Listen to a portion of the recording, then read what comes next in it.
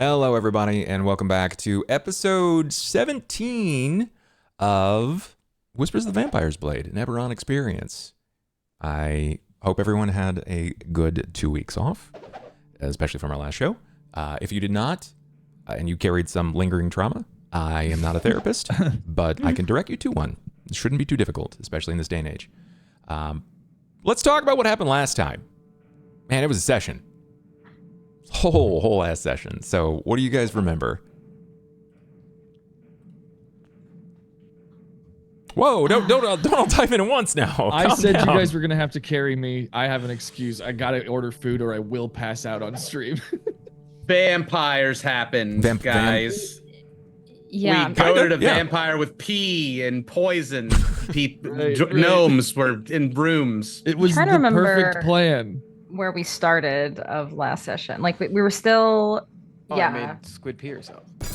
Yes, that whole debacle. We can say Marian. I didn't pee myself. How do we know that? You talk about being a method actor all the time. That's true. That's true. How committed to the bit are you, actually? That's... There's a reason I was in dark pants last stream. Got it. Makes sense. Yeah, Frost made me pee myself to distract because we saw a gnome go in the back, and we thought it wasn't a little bit. Yeah, a lot bit. It was. It was a gusher. It was use the word it was drench. Excessive. It was excessive. Use for the sure. spell drench. It is very funny.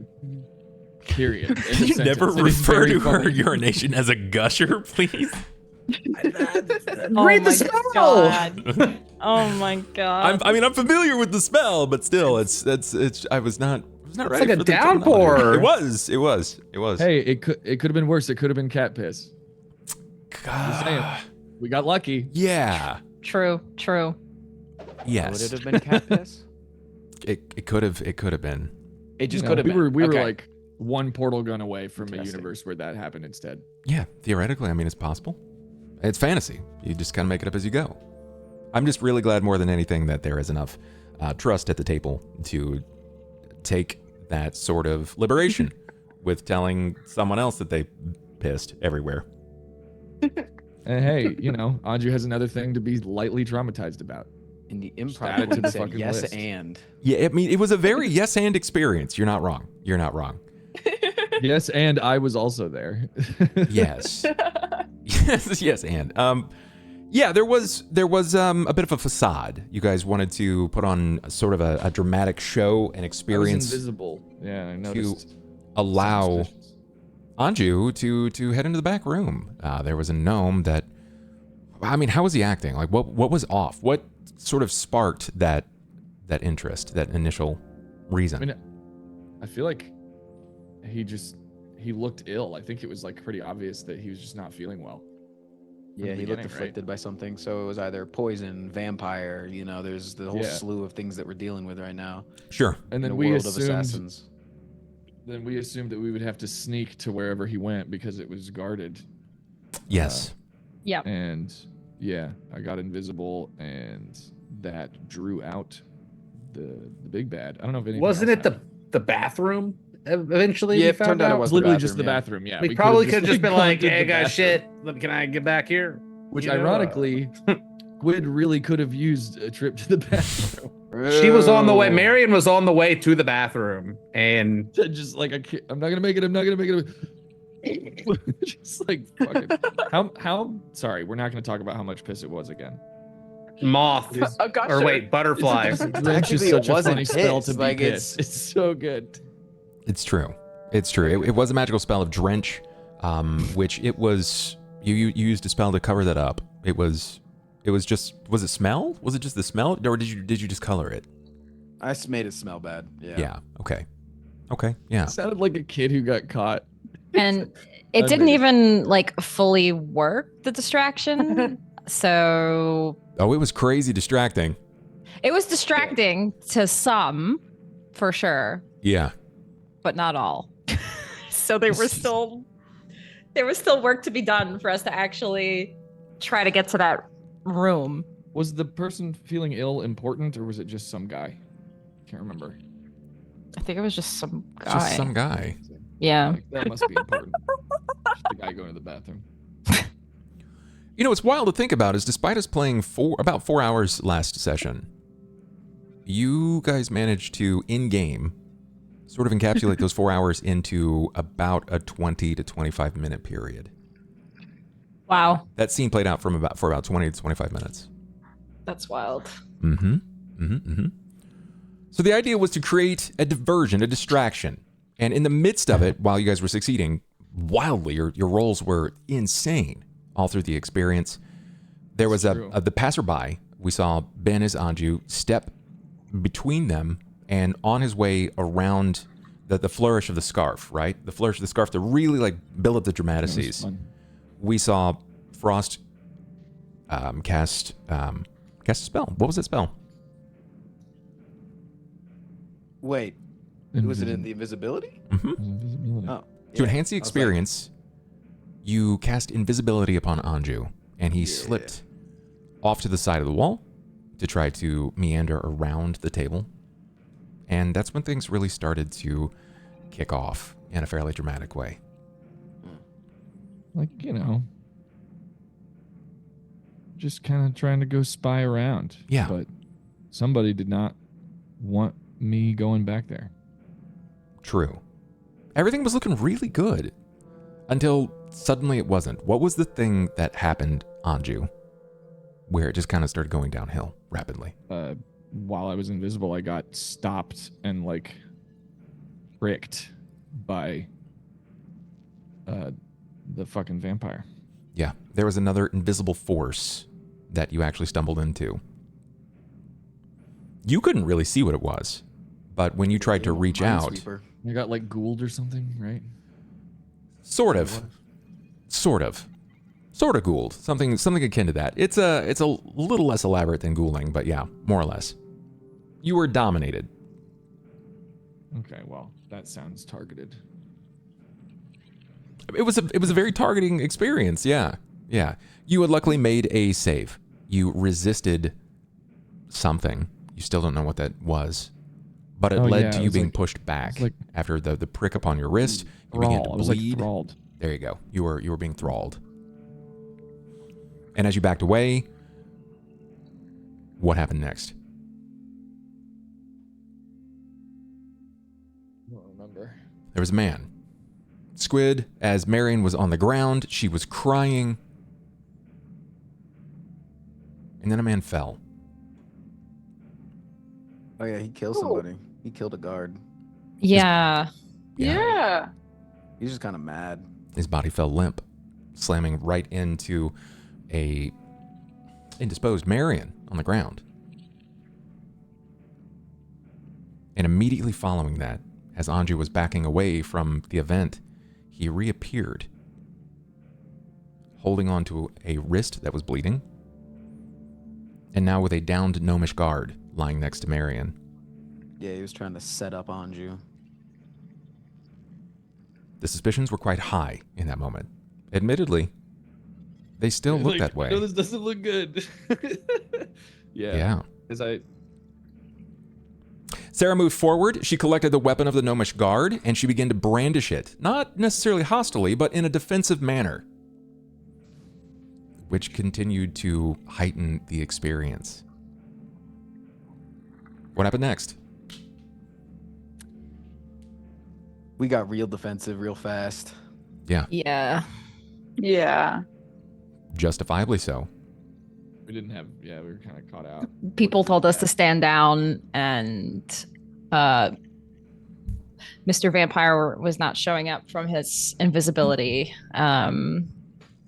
So we had no way to really True.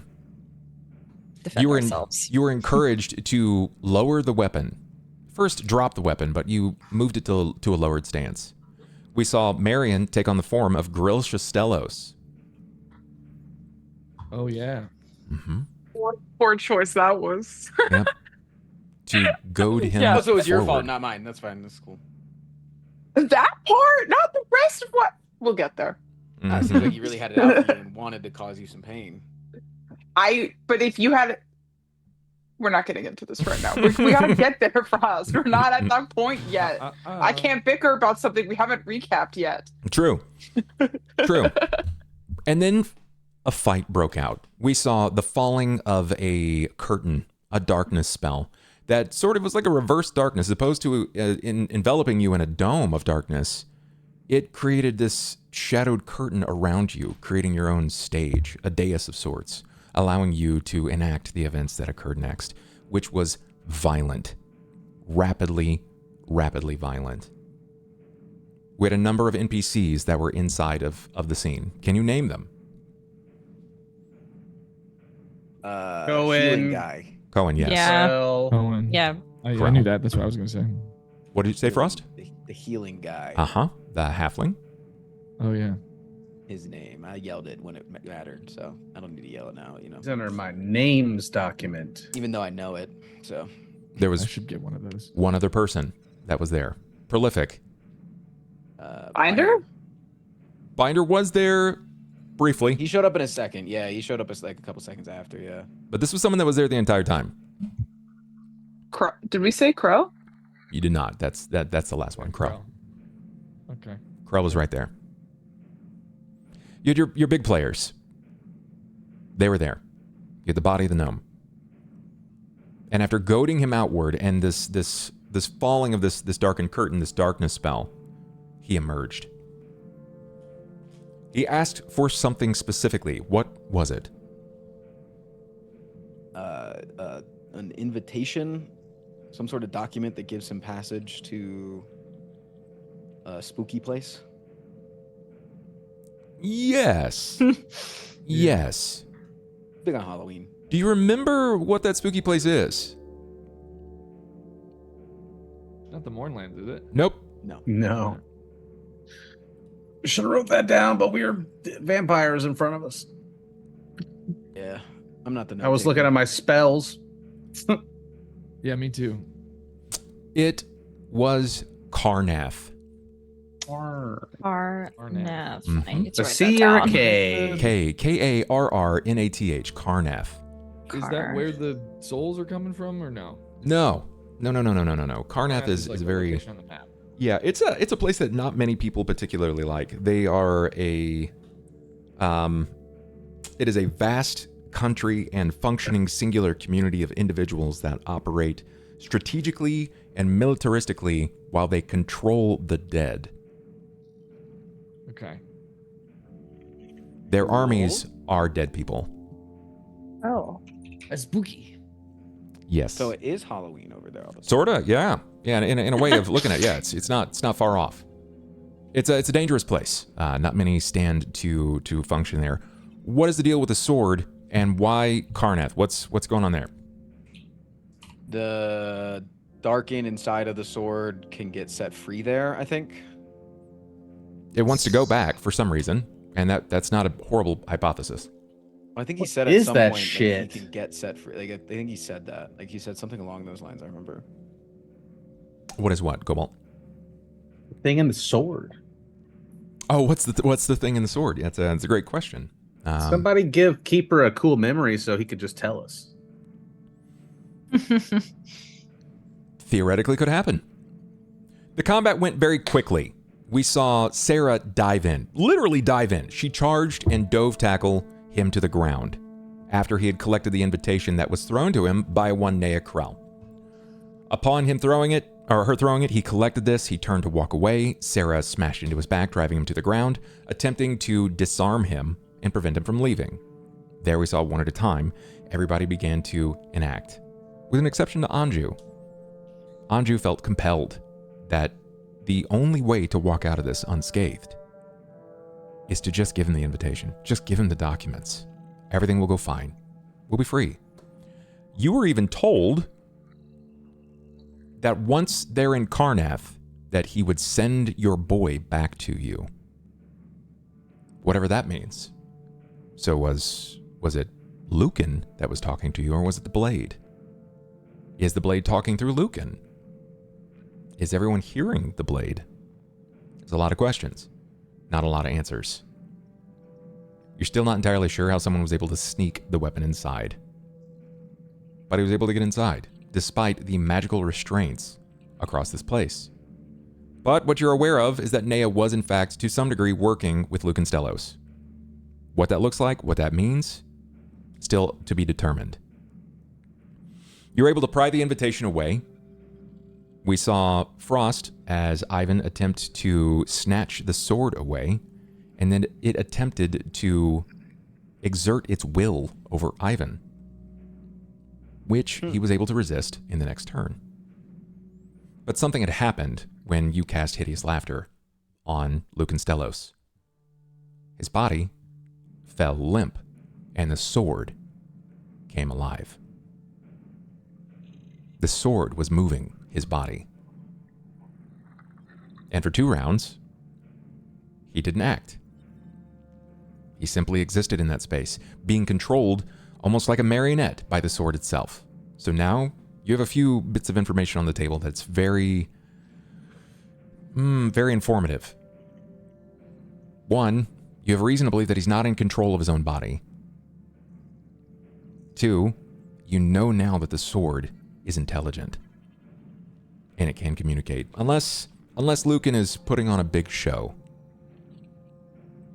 I can't imagine that he would want to put on a tremendous show given he's witnessing his sister in front of him. Yeah. Oops. Rip. You'll come back. This camera sucks. But things continued to shift very ominously. It was looking quite good for a while. You continued to pour raising fire down over his body, and it was hurting him. Very visibly so, it was hurting him. Yeah, we were doing it to him. Then things got bad. Then things got really, really bad. Yeah, his body started to twist and contort and shift into a vampiric war form. And in a single, almost blade-like slice of his hands, he rended up the entire length of the leg of Cohen. Cohen now left bleeding all over the dance floor. Yeah, that was rough. Yeah. He was able to throw Sera's body, not only from him, but from out of the staged area. Her body was rocked and thrown into a piano in the darkness. He stood, and in that moment we saw Binder run into the field, look down upon his child, panic, seeing what's happened, and immediately tried to help. But in that split second, Lucan took advantage of this. He was able to maneuver around Binder, break his neck, and drain him of all of his blood. And in that moment, in that snap moment, Binder died. I fireballed before that, right? True, you did. You did. Everybody has taken a significant amount of damage. I fireballed Marian. Yes. Yeah. No. See, not my fault. I just really don't understand how I'm taking the She brunt of the blame. lived. She lived through that. She It did was live through that. fine. She did Yeah, live through but that. maybe she could have taken the brunt of a stab wound if she had some health, you know? That I might- think might because be the she was case. drenched in moisture, it might have absorbed some of the heat, from the blast. Yeah. Waterworks. My but, you know. my Yeah. piss was the problem. Yep. It was It like was your saving Noida, grace. Things got a little spicy very quickly. Everybody stood in awe, watching this threatening Aw. presence that was Binder fold. Just cripple and fold into nothingness. Someone that I you feel have good come to know about as that. sort of a boogeyman, right?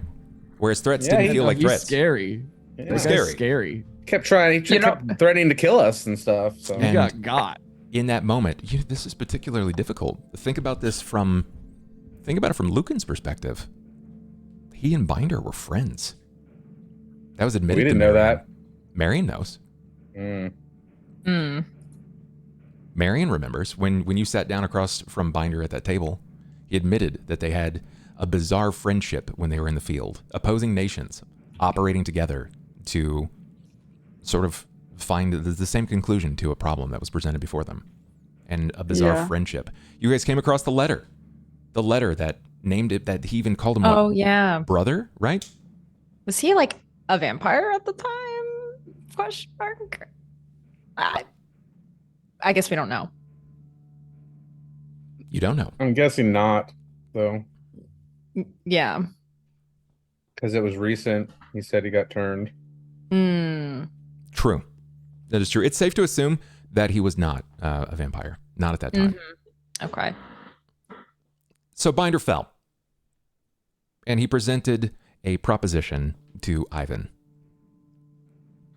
Ivan, do you remember what he said? Yeah, give me the invitation or I kill her right now. More or less, yeah. It was that, to forfeit the invitation, or I will dine upon one or more of your comrades this night, and I've never had a dragon man, and she looks like an easy meal. And you tore it 3 ways before letting it fall to the ground. The first tear, his smile fell. The second tear, his war form grew. And in the third tear, he was plunged into the chest of Marian, cradling her back and her neck so as to lower her to the ground. And in that moment, we saw Marian die. And that was the first time I've seen 4 of you all going,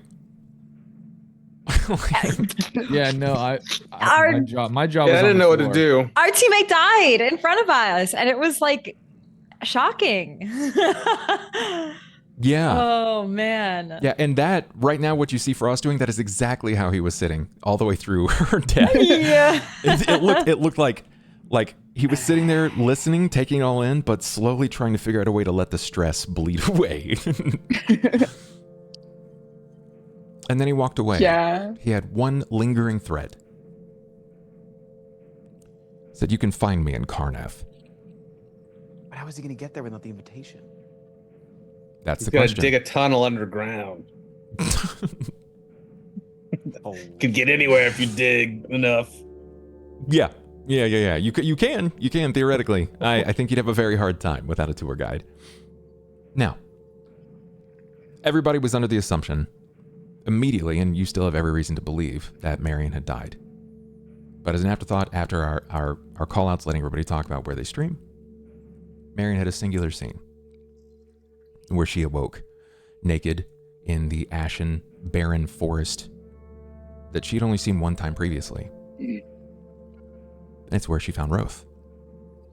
And near her, her maternal figure was there. She was clutching onto the stump of an index finger that had been wrapped and bound. Do you remember what she said to you, Marian? I know it's been 2 weeks. Didn't she say like, I'll only do this once. I already only had 9 fingers. Yeah, Or something. She said, Yeah. I only had 9 fingers to begin with, and that makes things a lot harder. I won't do it again. And that's where the session ended. So, A mulligan or a mom again. let's I love having a powerful mother. set a bit of our scene here and see exactly how you guys intend to walk out of this. If you Are intend we to at walking all. out? Yeah, let's just walk out. If you intend to at all. I mean, we don't really have any more business here, do we? Maybe. I don't know. Kill You could somebody, like we did mourn that. me because you killed me. Marian, no! I have to mourn you at a crime scene. As the shadows in the veil of darkness has fallen around all of you, your eyes trailing back and forth between where we're supposed to see the body of Marian, you can definitely see the husk of a figure that is known as Binder, the patriarch of House Thorani, a figure of power and momentum. And their sole heir, Cain. Cain is unconscious. The pool of blood is beginning to grow, not stymie.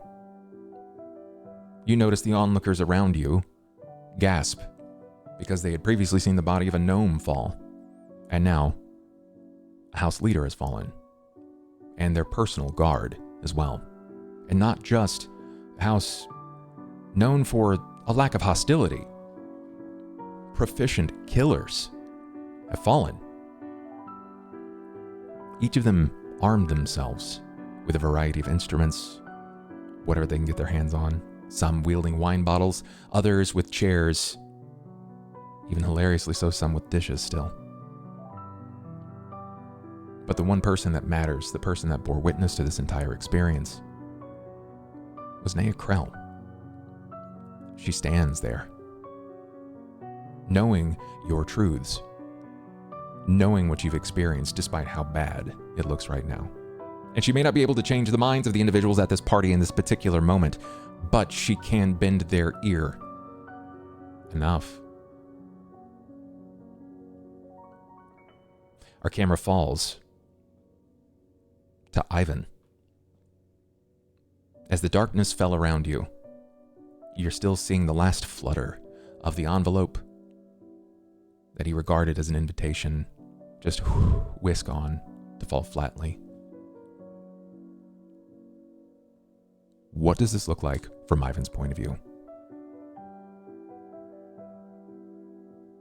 I mean, I feel like at this point I'd be looking where Marian once was, and I imagine that I would drop to my knees and just stare at the ground.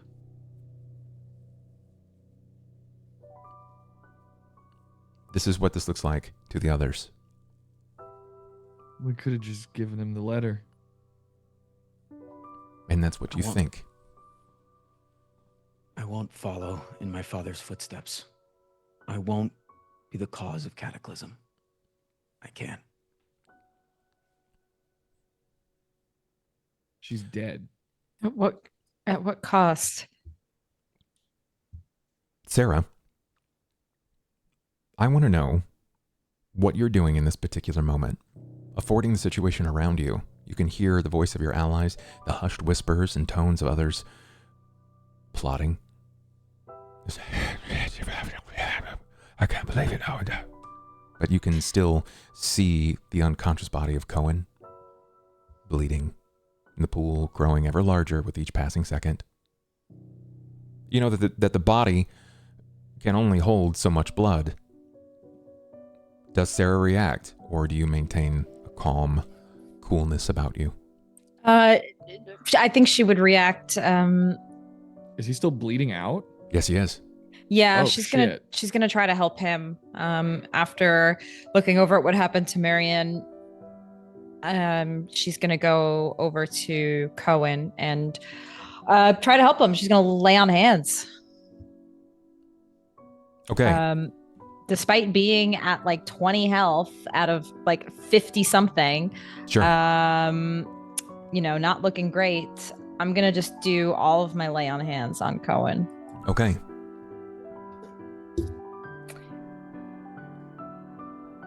Which is let's see how much I have. It'll be for another person, so I think it's two, right? It's two charges to heal another Yes. individual. So you have 6 right now. I think that's 3. And at your level, I think it's 2d6, so you're gonna be using like 6d6. I believe that's correct. Woo! Wow, that's a great roll too. It's massive. Let's go. The amount of damage that he took up the leg, right? Like running the length of pretty much just above the ankle bone, running up the length of the thigh even, it sort of like tapers off and you can see where the The flesh itself was rended in the single nail, like nipped up. The flesh begins to attempt to bind itself, but it's doing most of the work on the inside. The blood begins to slow, but you need to assist in the flow. As this happens, if you wish to prevent him from further bleeding out, you have to give a heal check. You already know it's severe, so do you have access to tools? Do you have anything that you'd like to try to use to help you here? Because a heal really looks like you're using tools to try to mend the wound, to seal the damage, to stop the bleeding. Yes. Can I honestly, even if I don't have tools on me because we're at like an event, I will try to get a makeshift, like a tourniquet or something with maybe the cleanest. Maybe get some alcohol, Sure. make like a very like as clean as possible. You could get like a tablecloth or something. Yeah, of that's course what I you was can. thinking, Yes. like some table napkins or like something That's like clean, a lot of blood. and try to Yeah, I feel like makeshift something. Okay. So when you do that, I will. You don't need to like roll to tear. Like you just do. You simply just do. But I want to know, for the sake of the experience, what is Sera feeling? Very stressed. Like that feeling of just like honestly, her stomach is sinking. I think the pit in your stomach kind of feeling of just everything that's just happened is just, it's overwhelming, stressed, stomach pit, all of those feelings. So what this looks like as you feel the swell in your gut, this sinking feeling, this falling. What this looks like to everyone else is where previously your arm, just raging fire that danced over you like some sort of silhouette of flame, has now been brought down to this point where we know that when fire is blue, it burns its hottest, up into the point where it's like almost not there. But what we see is this almost diminishing effect across your arm. It almost looks skeletal in nature, but it's been brought down to this fine and very thoroughly designed cold blue. As we see this reflexive part of your memory, we watch your brows sort of fall and this fear envelop you. You begin to tear, and you're not even thinking about the arm. It's just subconscious at this point. But every time you tear away from the left-hand side, you notice it begins to scorch at the tablecloth. You can smell the fibers starting to burn. But you tear away just enough that you feel like it would bind up part of the leg. You can keep doing so, but I will need a heal check if you wish to do so. Okay. I'm gonna use a reroll for that. First reroll. You guys do have 3 luck rerolls, and we are 3 subs away from our 4th luck reroll. 15. I may keep that. Okay. 15, it looks okay. You are not unhappy with it. The challenge is that when you begin to wrap the leg, where your left hand touches down, because you're not absolutely in control of your emotions, you begin to see it singe at the leathers of his pants, where before the hand was just passing through. However, Do I see this? Yeah, you do.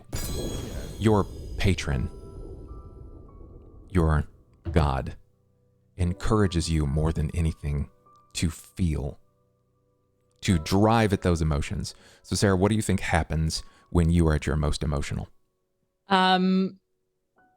I probably slip up sometimes. I just let whatever happened in the heat of it happen.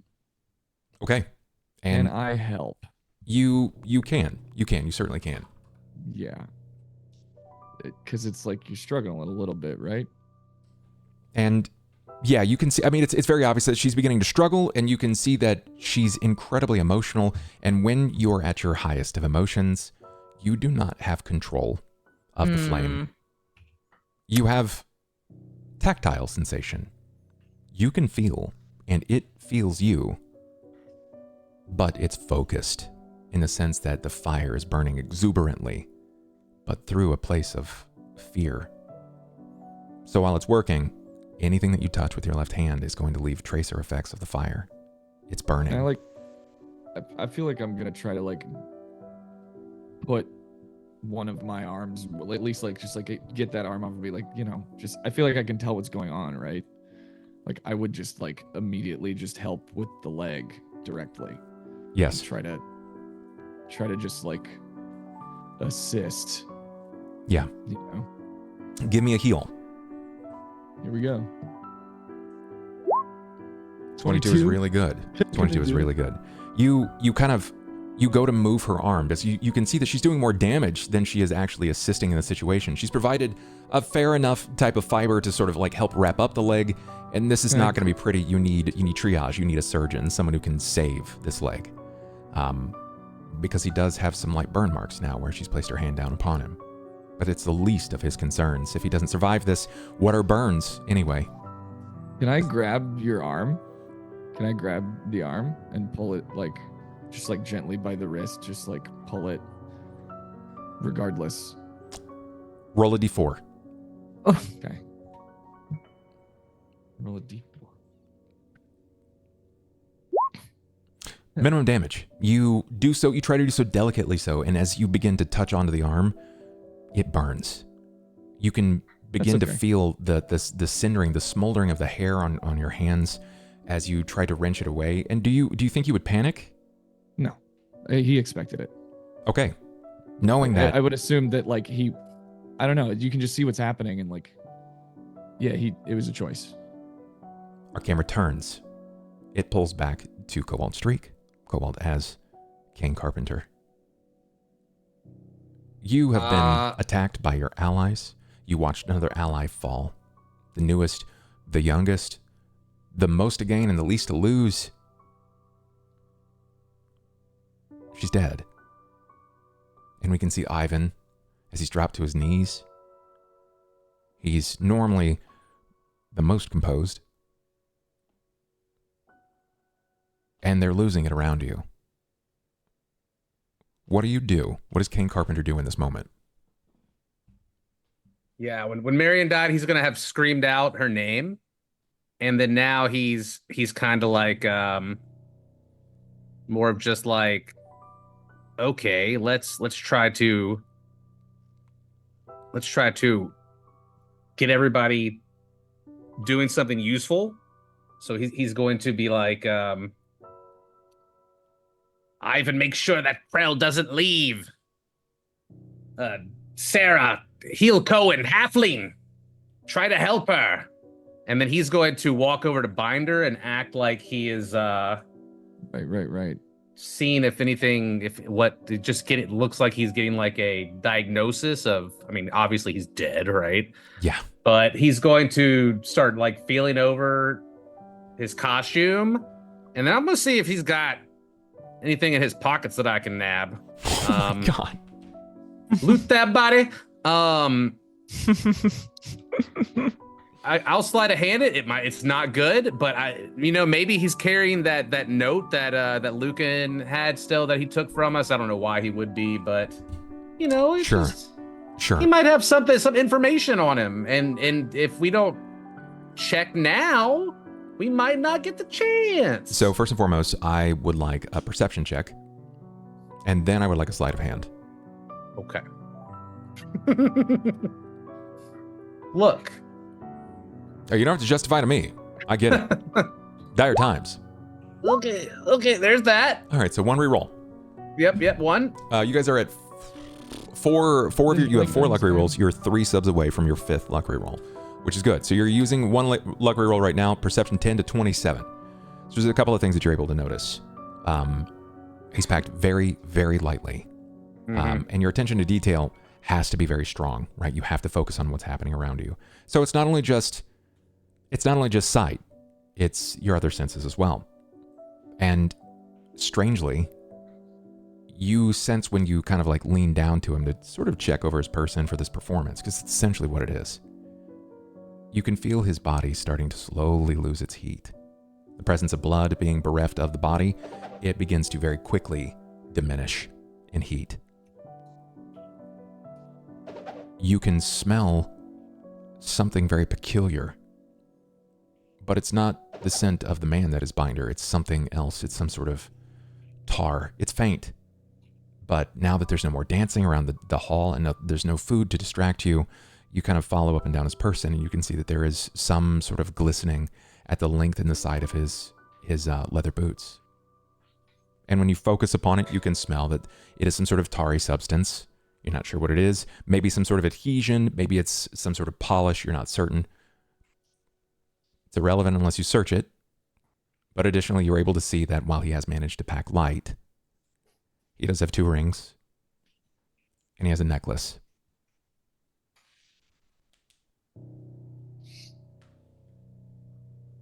Well, those don't seem informational. That just seems like I would be corpse robbing. So I'm not going to go for the jewelry. Okay. You guys do have all of your luck rerolls now. Thanks, I guys. would like, Hey. if I'm noticing something strange Thank you. by the boots, some kind of ichor or glowing or sparkling substance or whatever, though. Yeah, I mean, I'll check that out. That's not even sus. That's just being like, hey, what's this about? Sure. Let's inspect that. Sure. You like, how do you do so? Do you pull an instrument out? Do you just like pull off his boot? What does this look like? I'd be like, what the devil? And I'd try to pull the boot off. Yeah. Okay. You begin to peel the dead man's boot away from his body. And it is not too difficult, admittedly, but you manage to do so. And upon further investigation, yeah, it's some sort of unguent. So you're not sure. It's not very liquidy. The viscosity is it's a rather dense fluid. It was applied here deliberately, not something that could have happened by accident. Can I scrape some into a cup or something for like the study later? Sure, of course you can. Or I could call the halfling over and be like, yo, what this? Sure. Yeah, the lead of House Tarasco. Yes. The man that you have, Tarasco. that each of you have come to know somewhat positively so, despite all things. He moves over and you ask him if he knows what it is, and to his reply, he's not familiar. Mm. Nothing that he's aware of. It's not a medicine. It's not a salve. Nothing they would apply to a wound, for so far as he could tell.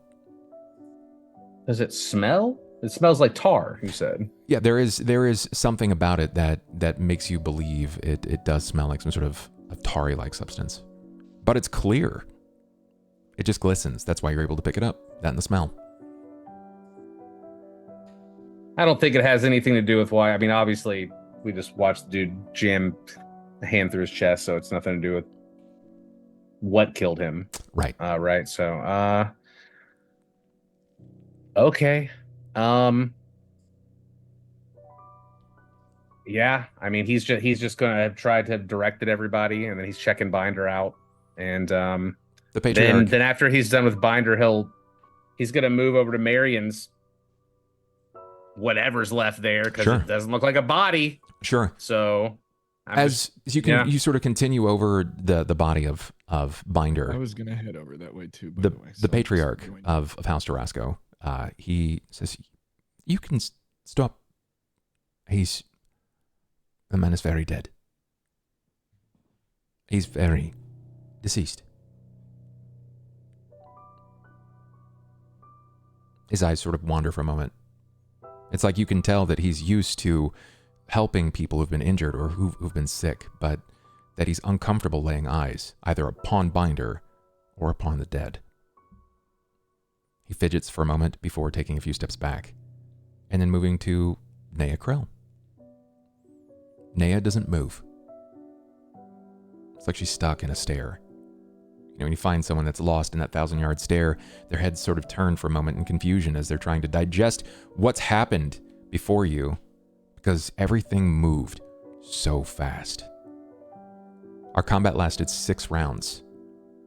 6. That's 36 seconds. That's it.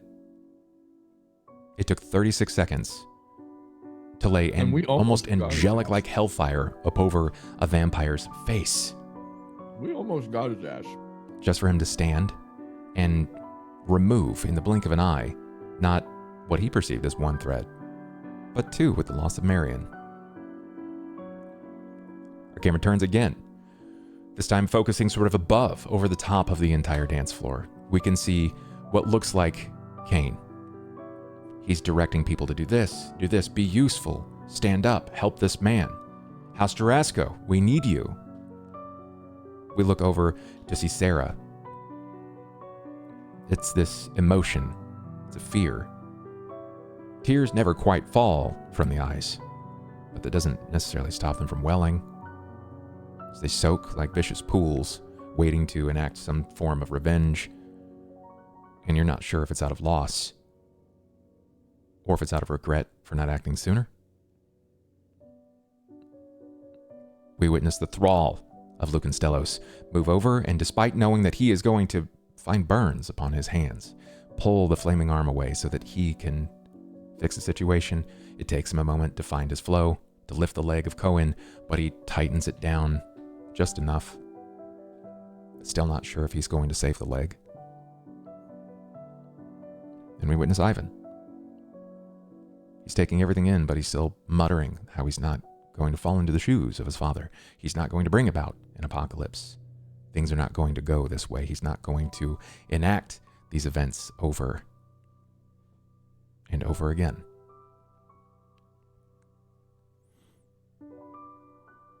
Nea stands, still unsure of what's happening. Cain stands Should abruptly. Get your guests out to safety. From and then we should have a discussion. From the body of Binder. What is there to talk about? You move over to Marian, and all you find is a bloodied hole in a butterfly's dress. Oh. Ugh. Good news is she's not here. Maybe She's gone? Where's her body? don't Maybe know. in that freaky realm we went to the one time. Give me a perception, please, from anybody that wants to look in the direction of Marian's body. What is it again? Perception, Her please. creepy mother, maybe. I'm a little preoccupied, but I'll try. Yeah, Makes I'm sense. preoccupied. Yeah. Would Ivan look in that direction? I'm mostly curious. I'm already No. here. Okay. I think both Anju and Cain would see in this moment that as you sort of peer down at the dress, there is an odd sort of crooked, gnarled thing. There wasn't any part of this in the dress previously. Everyone saw her and how magnificent she looked previously. How exquisite she fit this, despite how ridiculous it was in its own nature. I want to put that in my pocket. When you pick it up, it's flesh. It's warm. It's nasty. And you can see the tendrils of the muscle and the sinew from the digit itself attempting to reattach to something that's not there. What is that? I don't know. Would you like to put it in your pockets? Did you say it was moving? Did you say it was moving? It's not moving per se, but it's not entirely still. I'm good. I'll wrap it up in some napkins. Yeah. I guess Anju would think this is your remains. He would actually be like so. Yeah, I don't think Anju would understand what happened. And It's I turned think he into would a think it's finger, your- Anju. He would think that it's all that's left of you is a finger. And he would, he would be like super reverent of this. He thinks it's like, we got to give you a proper burial. Like, yeah, I'm going to help you you like, sorry, I'm just going to, I'm going to help you get we have to give her a proper burial. Andrew, this clearly isn't Marian. Also, you clawed the shit out of me. I what? You clawed the shit out of me. Look at my chest. It's bleeding everywhere. We could have just given him the. Am I still thralled? No longer. Anyway, we could have just given him the fucking letter. Yeah, if you got the letter or not. I wasn't. Listen, you know better than anybody that sometimes you're just not yourself. Clearly, you're under the effect of some sort of charming spell. I think the guy had a point.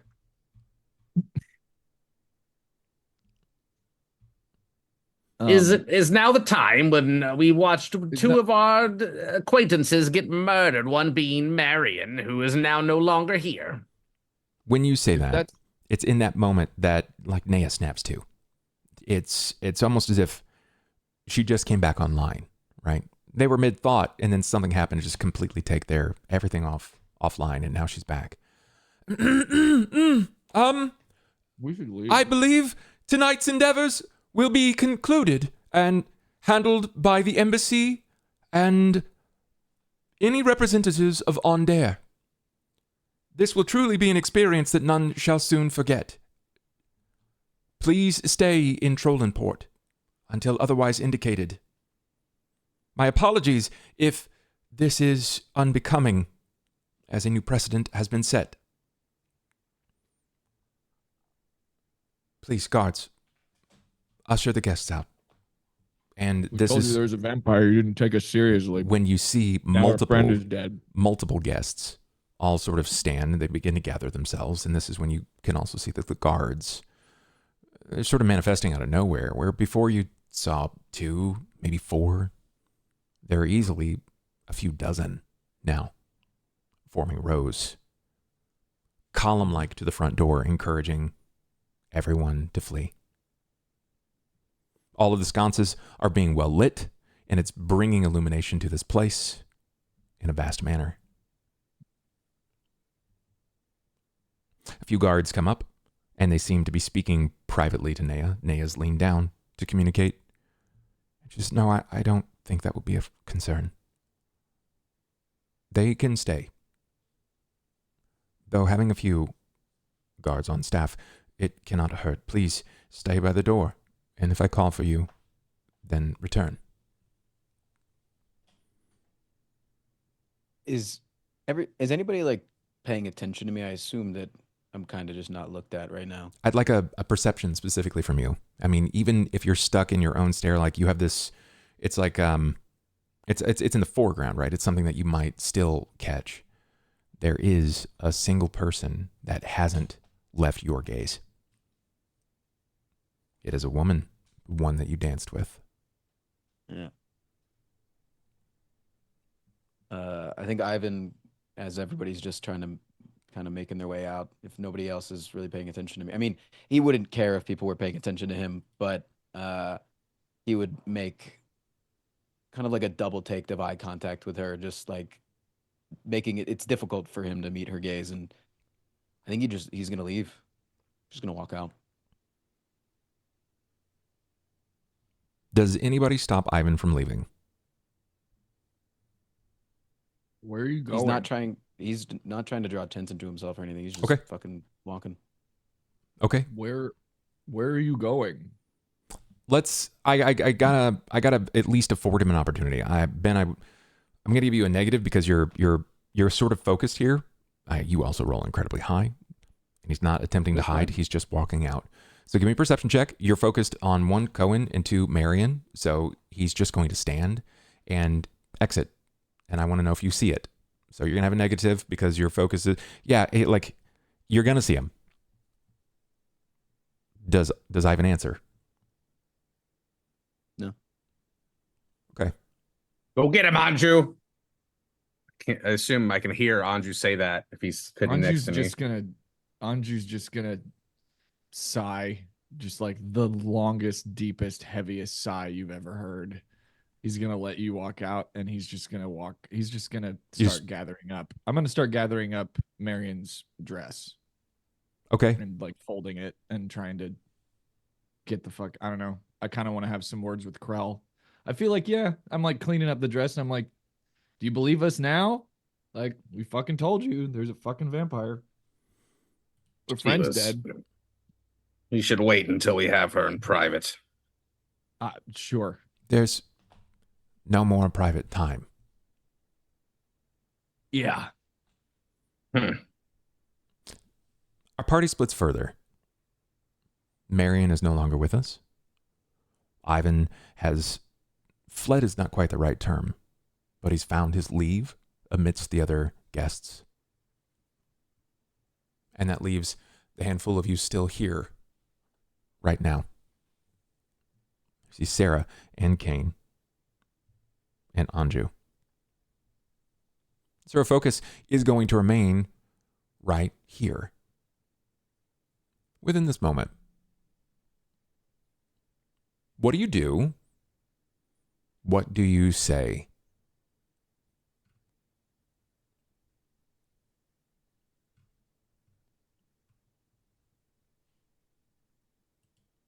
Oh, Cain walked away. Okay, that makes sense. So that leaves Sera and Anju. Yeah. We need to. Yeah, we should probably leave. Yeah, we need to go. This is. I don't know what to do about Marian. There's nothing I guess we can do. She's gone. Cohen needs to see an actual medical professional, or else Cohen, he may can you walk? die.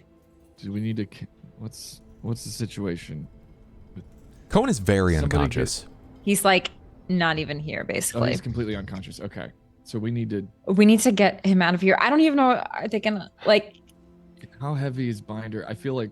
Oh, we gotta Binder. carry this- Shit. Leave the patriarch of I House think I'm Thorani. gonna start crying now. I think Anju's gonna start crying a little bit now that he realizes that he needs to remove the bodies or.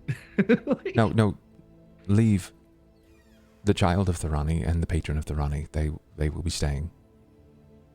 I've already sent the guards Yeah. to find a physiker to treat Okay. the child of Thorani. Do we have your word? You do.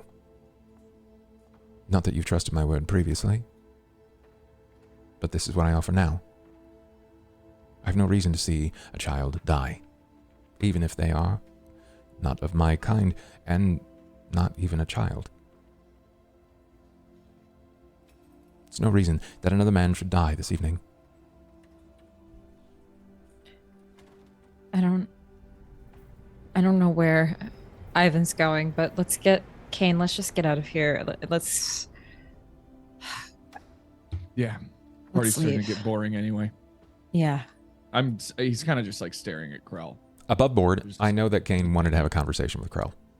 Perfect. Yeah, that's. But if you I guys, think Anju would be. if you guys wanted to leave, that's fine. You can leave. You're not being held. Well, that's good because there's a chance we could have. Yeah, we're gonna leave. Where do you go? I don't even know.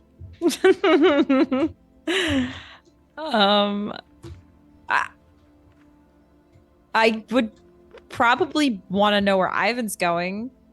So Yeah, we should go find Ivan. yeah, we'll probably follow him. Okay. I mean, you're going to have to sort of pick up on a bit of his trail, which he's not running, but he fanned in with the rest of the people Can leaving. I smell him? Oh, as soon as I get outside, I'll transform into my shocker lizard form and sprint to the inn. Do I know what that Getting smells out. like? Probably not. Probably not. But you can make it back to the end. That's fine. You're not going to be stopped. People will be quite surprised, even concerned, that there is a void shocker lizard sprinting through the streets at night. You just look like a weird voidling reptile. But they don't get a lot of eyes. It's nighttime. You know, the sconces have been burned down low. People are still trying to enjoy the merriment of having so many of the various houses in town. So everybody's kind of enjoying themselves. The kids were put to bed early. They've brought out the good wine. So the story is of a voidling, this small creature running through the town. It sounds like drunken talk. You're not stopped.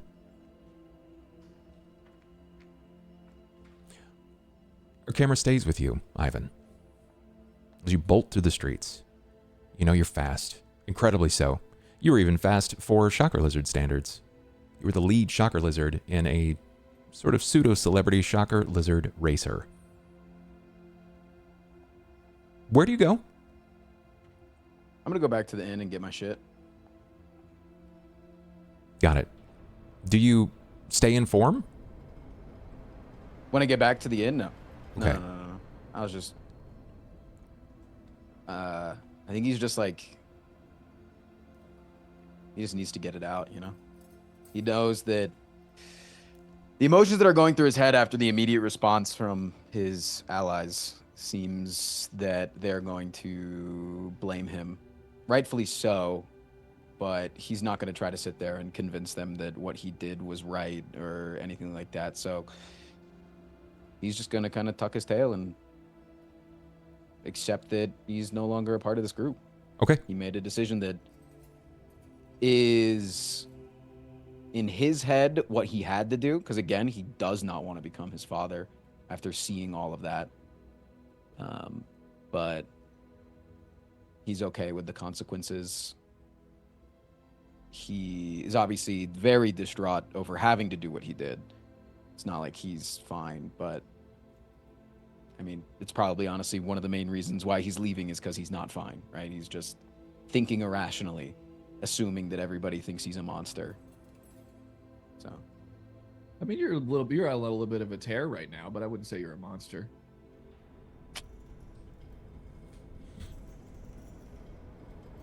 You find your way back to the tavern, the inn that you've been staying at.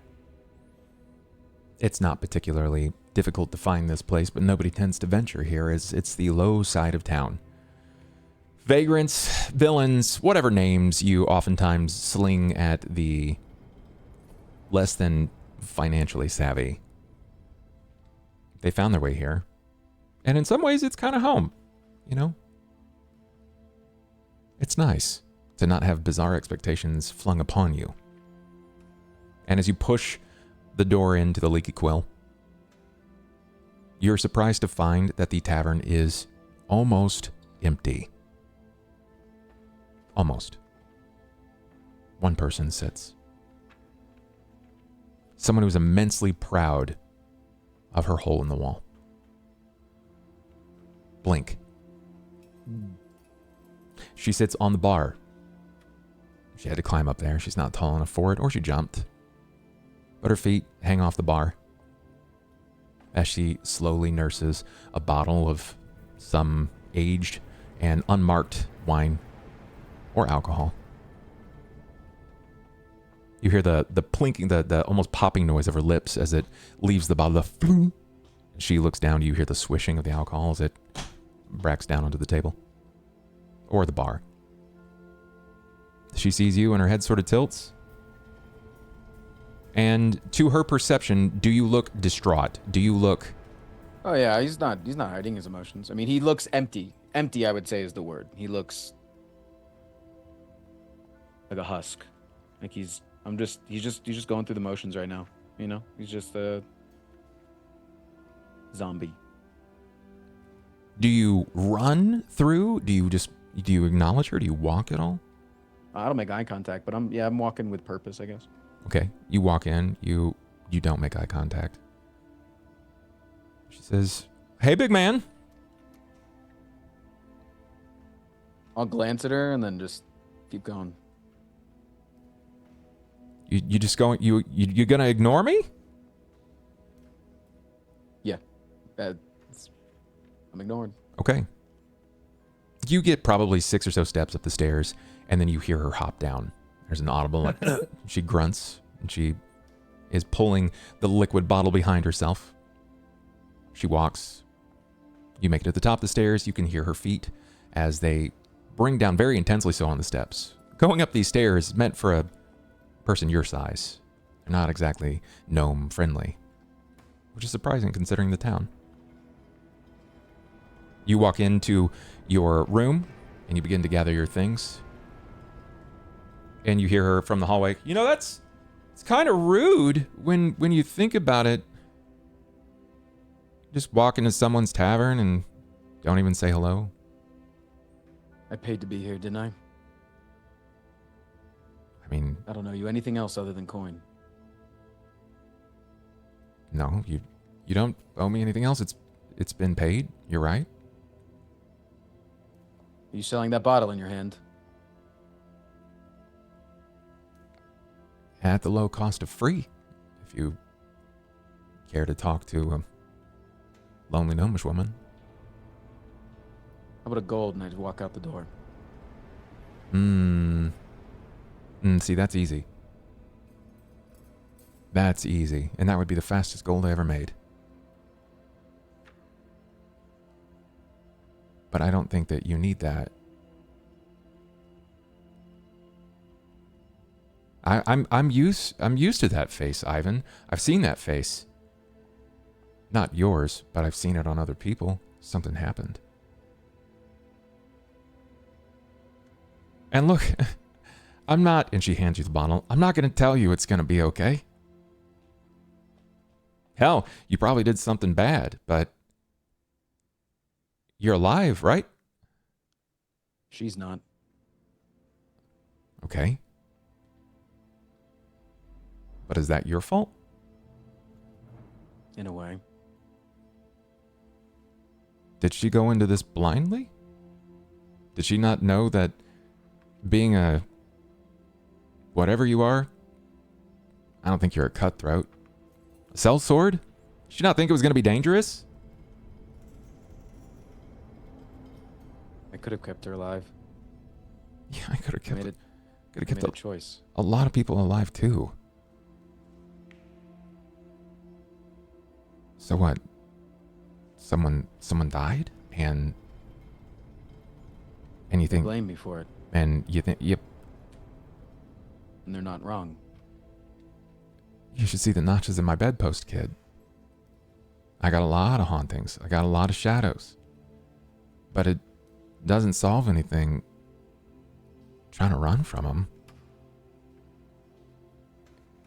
You can make it better. And you know, it's got to be really hard being criminally handsome all the time and everyone expecting the world of you, being that, you know, you're the son of a bagajillionaire. But it doesn't matter. We're all people at the end of the day. We all fuck up.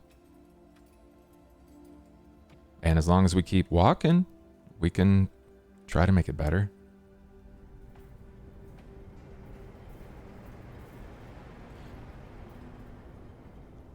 Look, I don't want you to diminish the reputation of Old Blink, okay?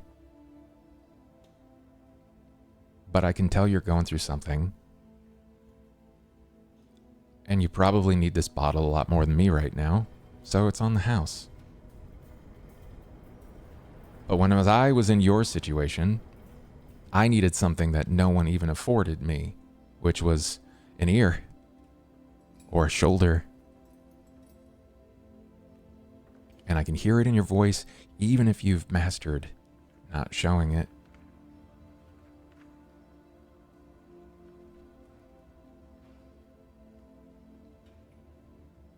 It'll be okay. I need to get stronger. Tell me about it. I need to get stronger too. But you can't get stronger just simply running away from those problems. Those people that you're with, you know, they're just as much to blame, right? They're just as much to blame. I mean, did you shoot her in the face with a crossbow? Did you stab her in the gut with a sword? Did you do that?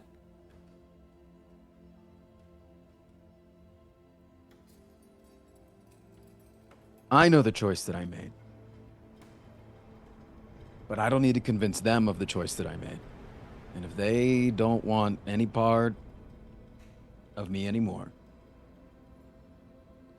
I can live with that. Can you at least hear them out?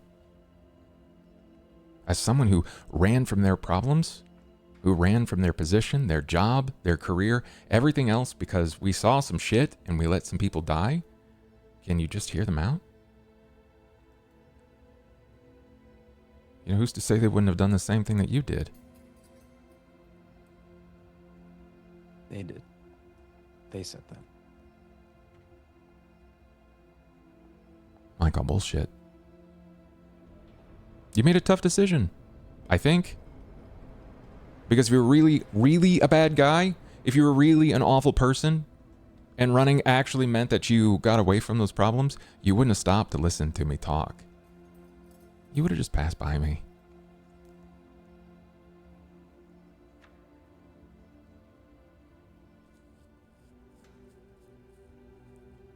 So, I'm going to do a thing, and I need you to just follow through and trust me on this, because it was something I needed, and it's clearly something that you need too. You trust me? The only thing I trust is that you could kick my ass if I say no. That's a fair bet. Eye patch or not. She walks to your side, and she climbs to the top of the bed. She puts her hand on top of the bedpost, and she kind of pushes herself up into a standing position on the bed. She goes, I have not had a family in a long time. In fact, it was part of why I did what I did, because I didn't have anyone there for me. And when I needed someone to support me, well, there was nobody there. So yeah, I needed an ear, I needed a shoulder, but really I just needed a fucking hug and for someone to say that it would be okay. And she says, don't read too much into this, kid. Please. And she opens her arms.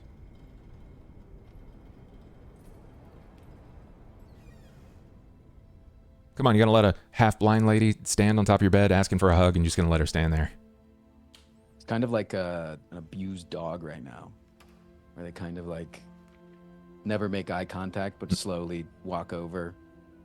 She has like one hand, she's doing the come closer thing, and the other hand she reaches out. And if you're still hesitant, she'll just pull you in. And not in like a crossed arm things. Like she deliberately puts her arms over the top of yours, and she just gives you that grace. Provide you the space. Bawling, crying. She just lets you. Our scene turns. It pans away again. It falls back to Sera. Anju. You both left. You stepped outside. You're expecting to see Ivan either waiting or walking. Hide nor hair, just non-existent. He's not there at all. He keeps doing this. Just walking away. Like, we need some more communication. Yeah. Can I go with them too? Am I? Because I had AFK for a No, minute. you well. You had the can option. hang back and talk to Krell. You had access Okay. to Krell. If you wanted to talk to Krell, you could. Or you could go with them. Because she didn't stop them. They said that they wanted to leave. I mean, we could I chill mean, like just I gotta talk to outside her. while you're talking to her, because we, Yeah. I don't he think went I off would on his own. I would leave Cain behind. Like, we'll look outside.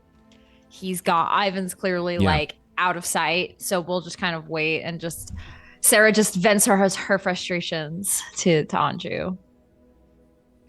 Tell me about it. What does that look like? So valid. How do you feel right now about what just happened?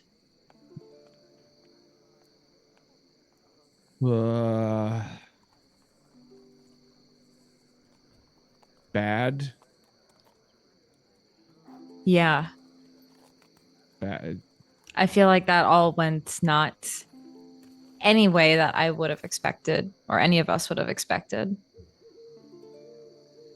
going into this. I thought things could have gone bad You know, like we could have messed up the job. Like we might have not got out of Yeah. there successfully with Lucan, but this Sure. is not what I was expecting at all. Yeah. No, if I had known that we might lose Marian, I would have. He's like, we'll look over. You'll like look into your eyes and be like, I would have played my cards differently. Like I would have done something else. Yeah.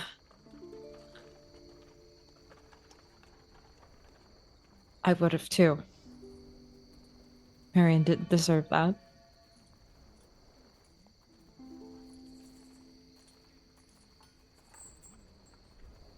And is his dad? What the fuck? Yeah. What the fuck? Neither of them deserve that, even if I didn't agree with Binder on a lot of things. Oh, what the fuck? Oh, what the fuck? Oh, like Anju's not laughing, but he is. It's starting to catch up to him, you know, like. maybe Anju does, right? Like in those moments of like the penultimate of stress, sometimes you laugh so you Laughing don't cry. is my coping mechanism for Yeah. a lot of things like this. So Yeah, I mean, he Yes. has already been cracking wise, so I guess that's, you know what, we keep leaving it in. Oh, fuck. It just, I keep waiting for a moment in this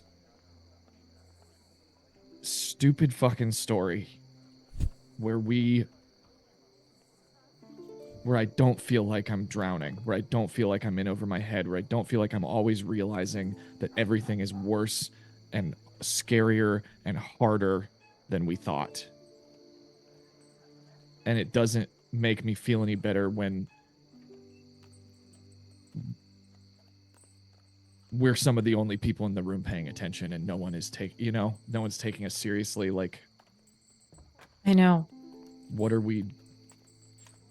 What's the point? There's a limited number of us in a party. Once they're all dead, I'm pretty sure once we're all dead, that's it. No more family. Yeah, I know. I feel that way too.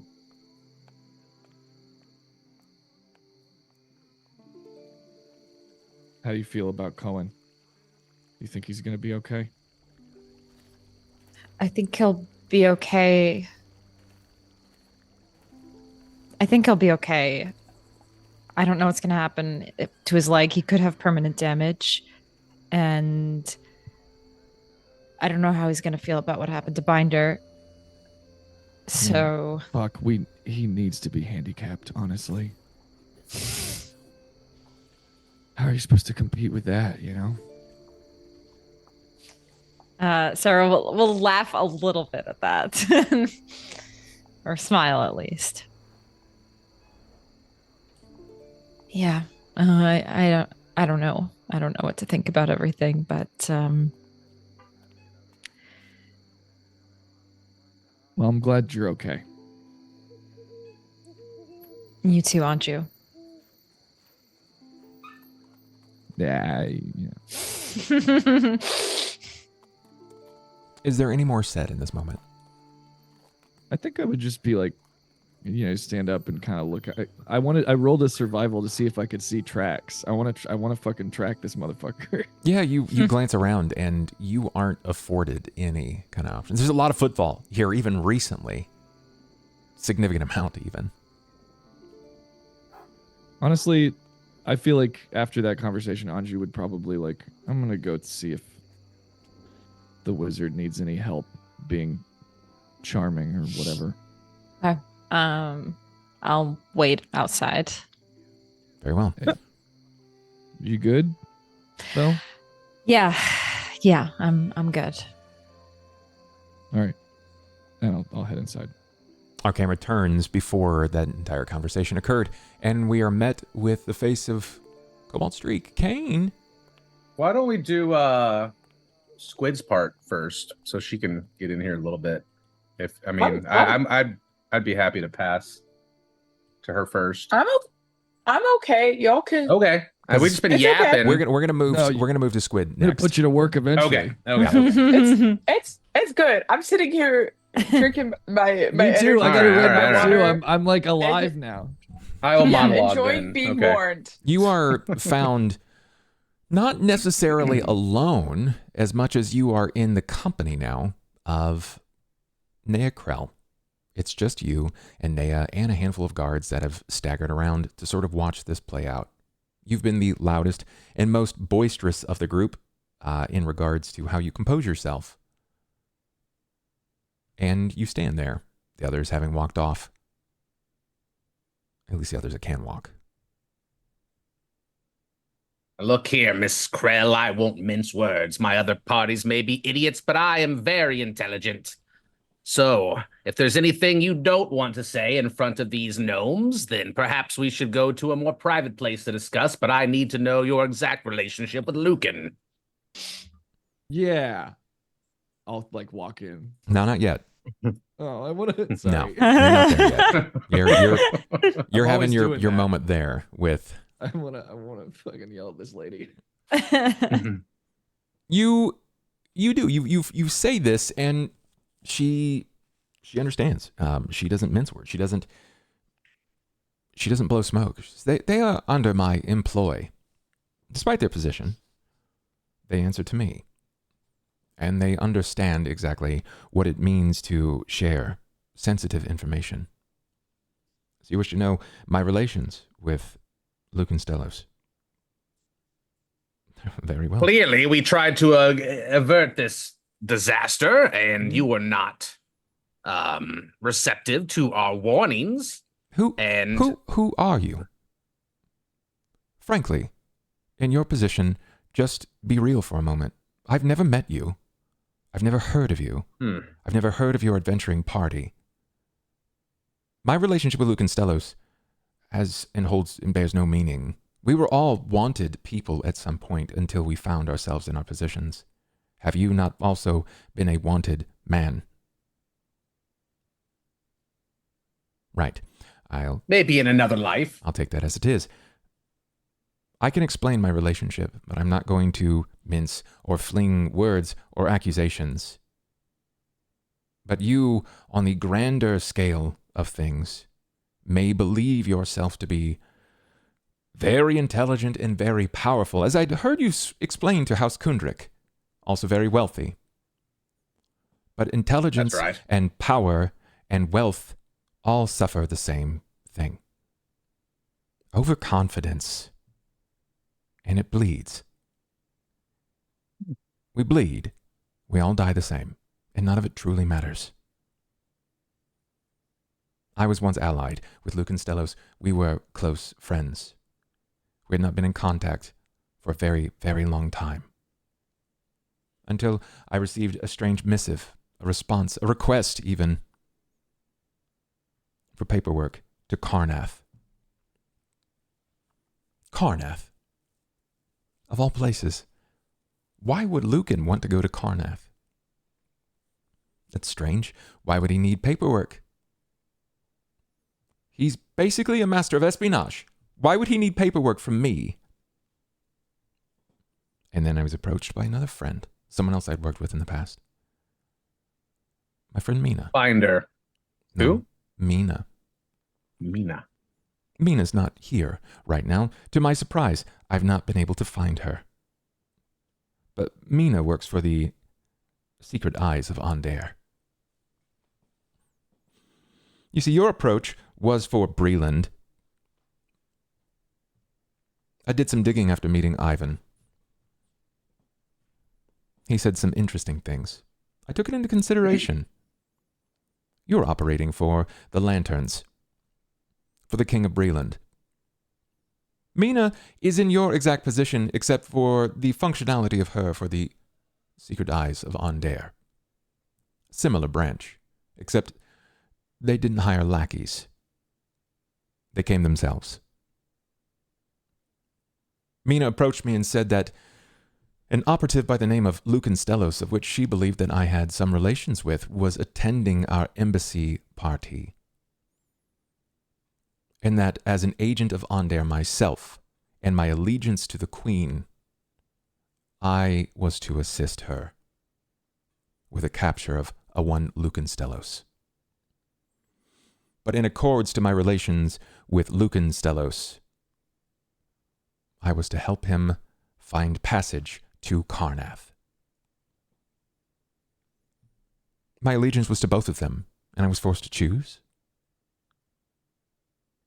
Lucan provided me safe haven when I should have been killed.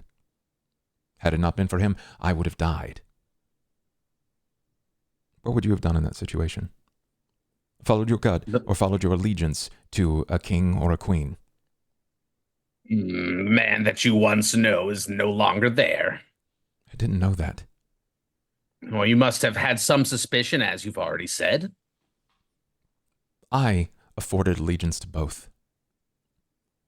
If Lucan found himself here to collect the papers of transport to Karnath, then my job as a friend would have been accomplished. But I'd staged a trap with Mina so that he could be caught. At that point, it was on either of them to succeed at their job.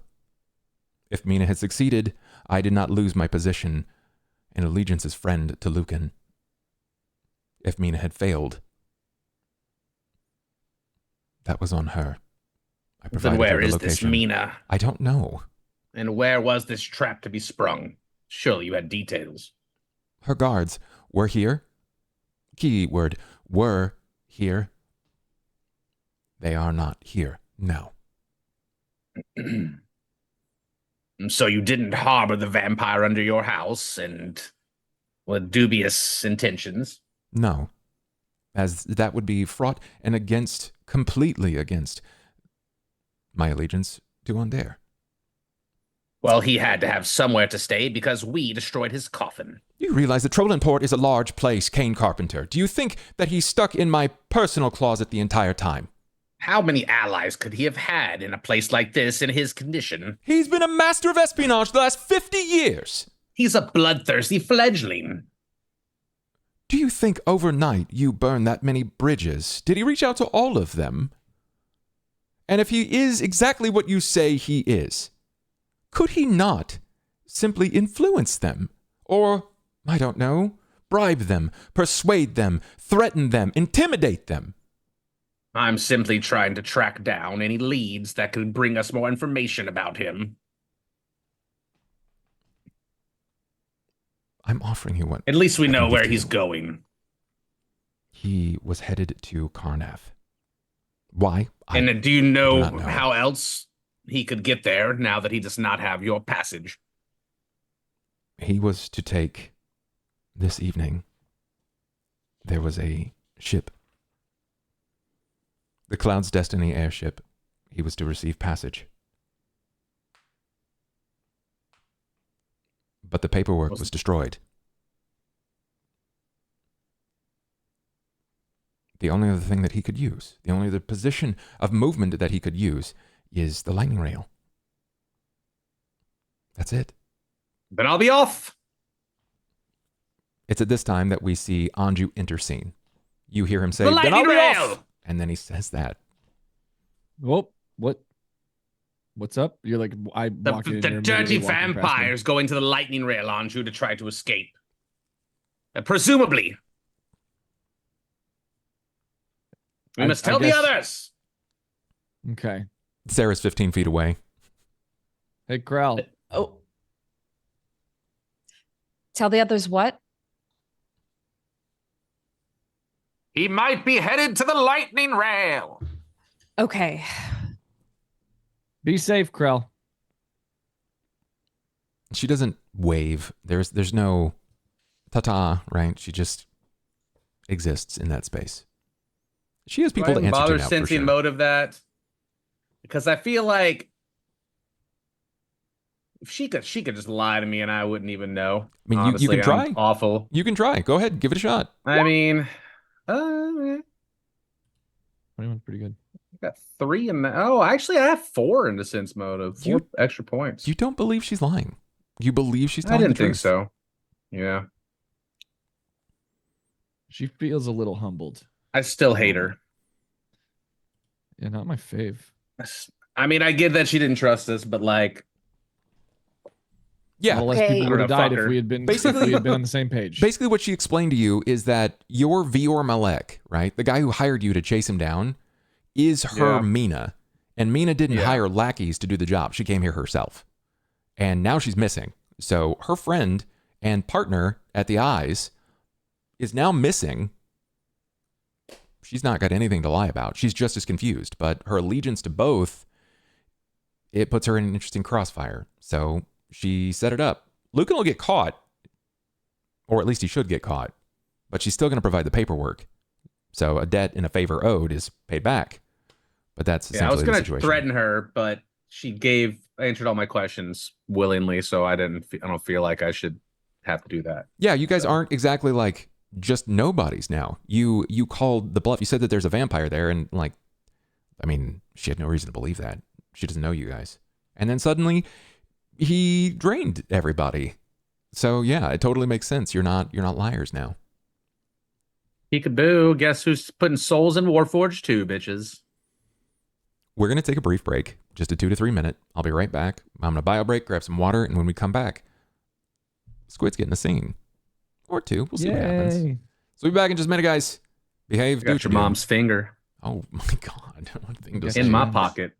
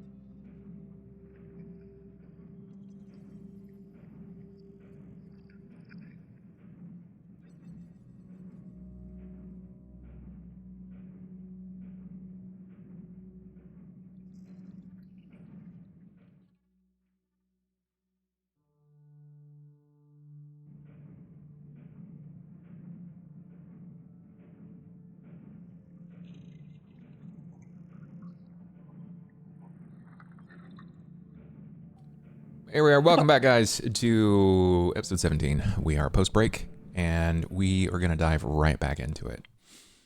Our cameras pull away from the masquerade floor. We are no longer peering down at Blink and Ivan or the others sort of congregating to find their way to the lightning rail, or maybe to find Ivan.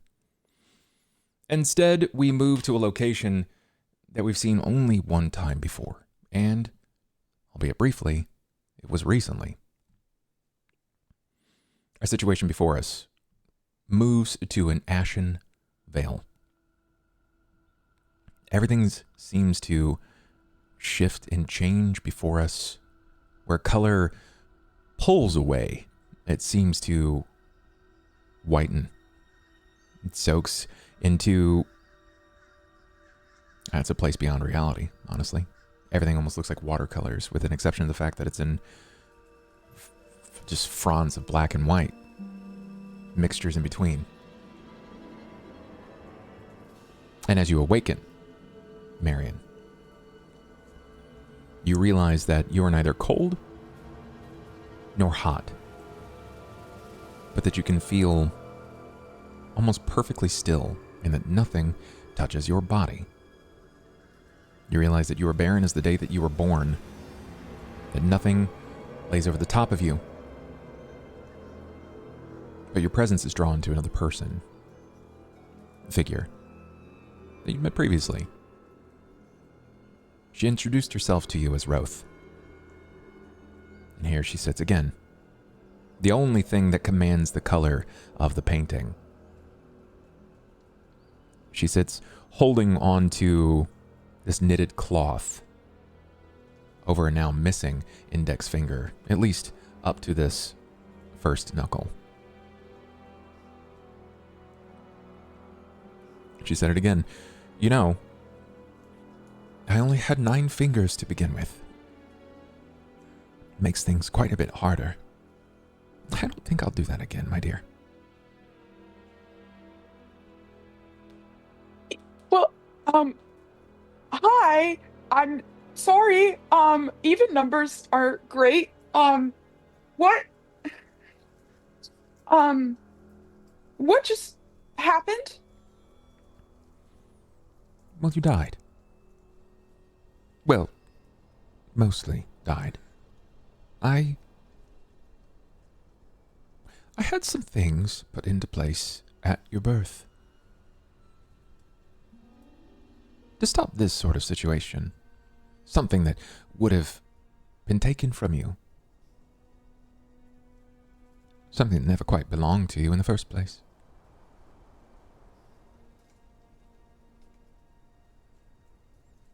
My life? That's right. That's right. Well, thank you. Yeah, thank you. Can I have like a blanket or something, maybe? Of course. Of course. She removes a basically tweed round cloak. It's this brown cloak that she has. She pulls the tether, the clasp at her neck, and she removes it from herself and binds it up and around you. She said, just so you know, there's no shame here. Not with me. I understand the grievances one that you might have with covering yourself. You know, yeah, just is a lot going on right now, and at the very least, I could be covered. Thank you again, for saving me and the cloak, and sorry about your finger, Mom. Roth, Mom. Mom is fine. And it's just a finger.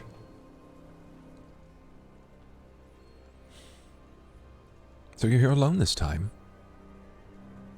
Probably not by the means of which you desired, but you're here now. I imagine you might have quite a few questions or things that you might like to ask without the prying eyes and listening ears of your friends. Of what we talked about last time I was here? Or anything else. Did any of my friends die? Not in body, but it looked like in spirit. Few of them have taken it on the chin a few times. Okay, that's good. That's good. That's good. That's No, good. it's not good. See, death is fast. Death takes you, and everything falls away. The pain of living, it falls away. But when you kill the spirit, that's a truly dangerous place. It's what shapes men into monsters. The death of the spirit is the last thing we want to see. Can't you bring a spirit back to life? Not you specifically, like I just hypothetically, universally, people get lost and then find their way. They can. But in moments like that, they oftentimes search for any kind of light in the darkness. And that's when other monsters take advantage. They find a sowling, a yearling, something fresh, something raw, and they shape it to be a tool for their own use, or to be dismissed at their own whim. And some of yours are that way. A few of them, actually. Others have had their hands, and by others I mean not kind like yourself or them, but kind of beings like me and much older.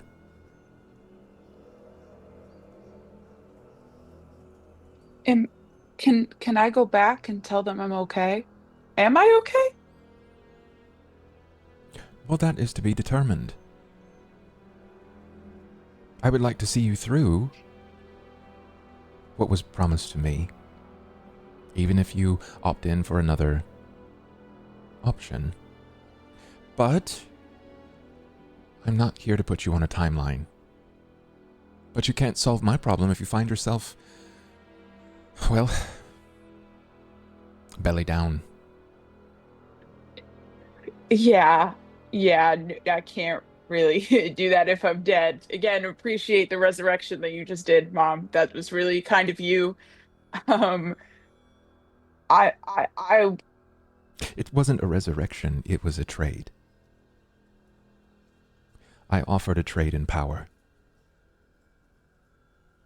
I traded something of equal value. That's all. You weren't resurrected. You never truly died. They wished to take Damn, that she's power. mogging you. What the hell? They wanted to take your power. And I could smell it. When it touched you, I could smell it. It's something old, something dark, and not of this place. Something beyond the realm of death. Should have died a long time ago. But it just keeps going. And I made a promise. And that's the price of progress. I traded your power, my power for yours. To keep you alive, I give it something of equal or greater value. And now I'm down to 8, Marian. 8 fingers. I think that's a great amount of fingers. Look at what they'll call me now. They'll call me 8-fingered Roth. Doesn't have a ring to it. Did 9-fingered Broth have like a specific meaning, or like like a specific place in your heart? Because I feel like eight's an even number, and I'm still alive, so bright side. 9 certainly painted a picture. 8 sounds like I didn't listen very well. Or I didn't follow exactly what I was supposed to, and I found myself in troubles. Not once, but twice.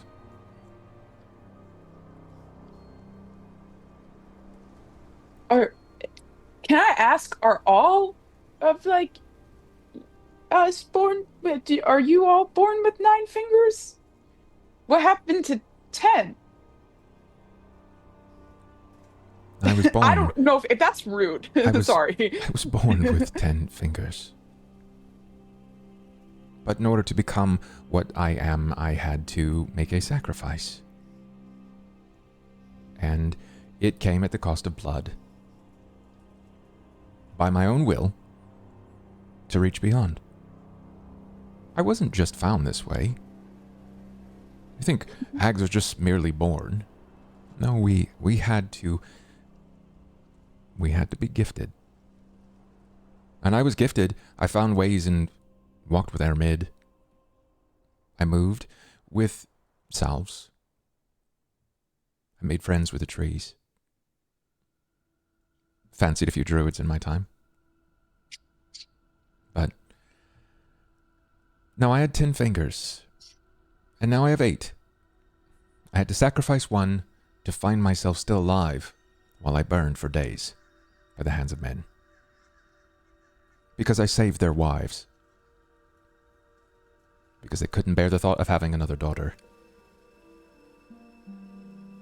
But I wouldn't let their wives die, and I would not let them lose their term.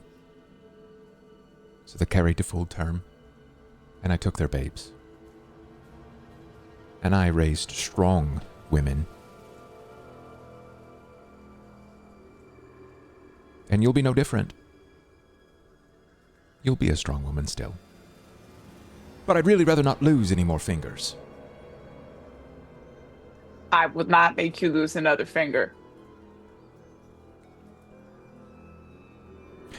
From a pulled back glance at your friends, you all seem so addled, so shook.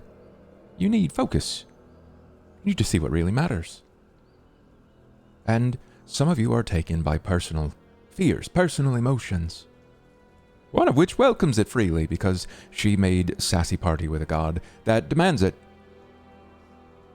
The other, the boy, he carries something dark in him. And I don't mean that paltry old god that none of the other gods like. I mean something dark and natural. It's not shame. But it's going to kill him if he doesn't find an equal. And he won't forgive himself. I've seen it. I've seen it a time or two. And a time or two it'll happen again. You should help him if you can. He's lost. He'll remain lost. At least until someone becomes his light. And I'm not saying that's you. Don't buy any more trouble than you can pay for. But you can split the debts, you and yours. You should think of it. I'll try. You know, you can only take so much of the burden at first, you know? It's hard to get in there when, you know, everyone's really reserved in their emotions. Not that I was any different, or are any different, but, you know, it's hard to help others before they're ready to be helped. That's true. That's true. You can't help those that are not willing. You can lead a horse to water, but you can't force him to drink. I get that all too well. But they also say that you are meant for more. And you never fully know your own strength. That's important. You're stronger than you know, Marian. Much stronger than you know. I want to be even stronger. I want to be one of, you know, your strong daughters. Of course, and you can be.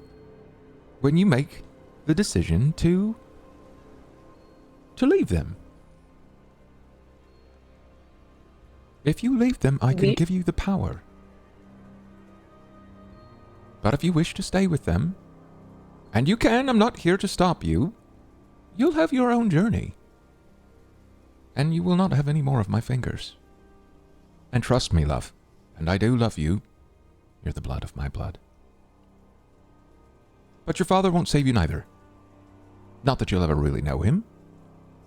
You weren't born a boy, and that's what he wanted. But I wasn't having that. No.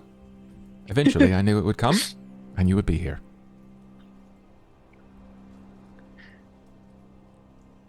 I don't I don't want I don't think I can leave yet. I think there's more that I want to do. I think they're really trying to do good, and I want to be a part of that. I understand. I understand the path to good intentions and all, right? It's a road of hell it's paved in. And you have your fires to walk. You do.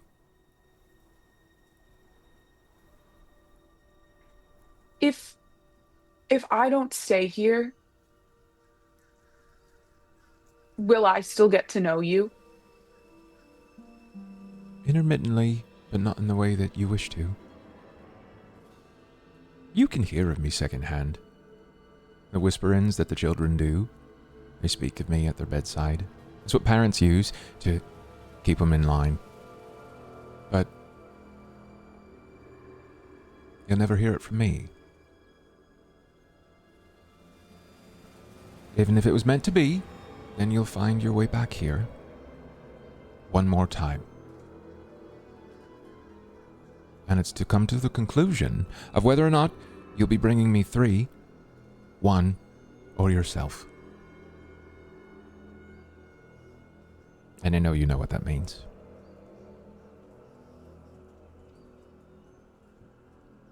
Above board, do you know what that means? I know the 3, I know myself. What is the 1? It was your daughter. I thought I have to have 3 daughters. It was 1 true changeling of your loins. 3 adjacent replace changelings. the 3 fates. Yeah. Yeah. Or okay. Mhm. Or I come and Or you take come her back place. and you take it. Yeah. Aha! I thought it was a 3 or 3 situation. Oh, I only have to have 1 kid, but this is easy peasy. Okay. Noted. Okay. Too Bro's easy. easiest quest. Famously easy process pregnancy. Yeah.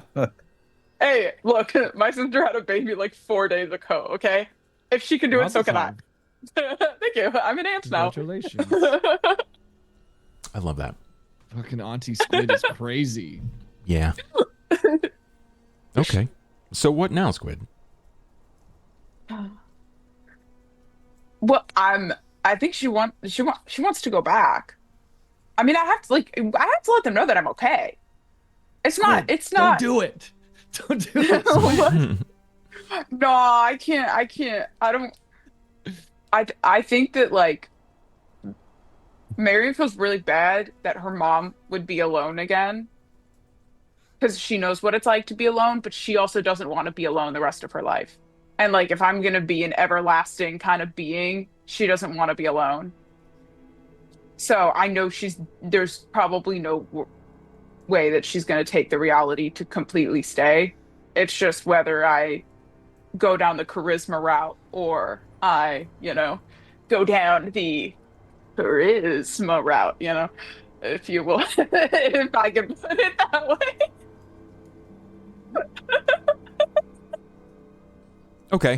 Okay, I got you. Yeah. I got you. I'm picking up putting down. Okay.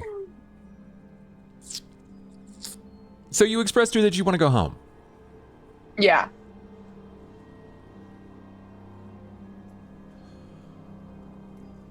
Okay. Was that a stressful choice for you?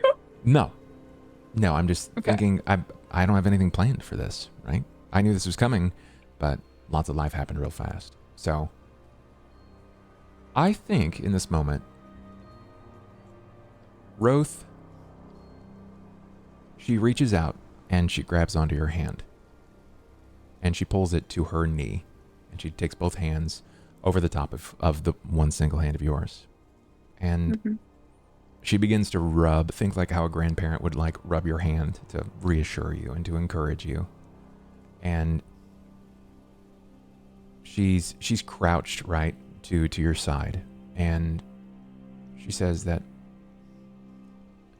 death is not the end for those who still owe. And you, my wayward daughter, you owe. Your life was not yours to lose. It was given to you by me. With purpose. You were sent to that world not to die, but to provide me with 3. But I can return you. I can pull you back from the place where souls go and rot, eternal, until your memory unravels. Or you can return and give your death meaning. And you'll return power. She still continues to rub your hand. She begins to straighten her back a little bit, stiffen it, and you can hear these gnarled, deep, bellowy pops of her back, which is bizarre coming from a woman of her stature and size. But gifts demand payment, as always.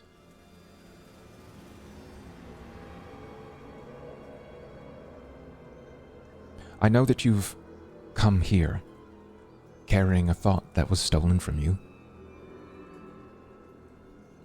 Continuing to rub your hand. And I know that it's back now.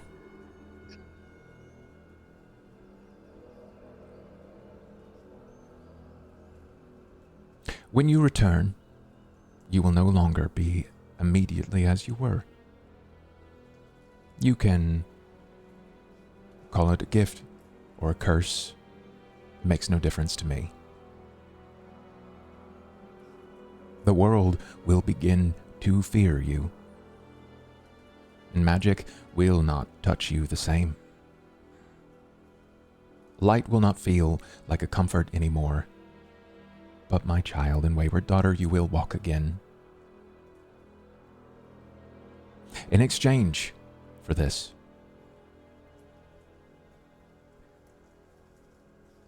you will give me 1 life. Not now, but immediately upon the terms in which I call for her. 1 soul, taken by your hands. No negotiation, no refusal, and you'll know when the time comes, and when it does, you'll do the right thing. Or you can refuse, and I'll wait another 100 years until Asal births the right daughter.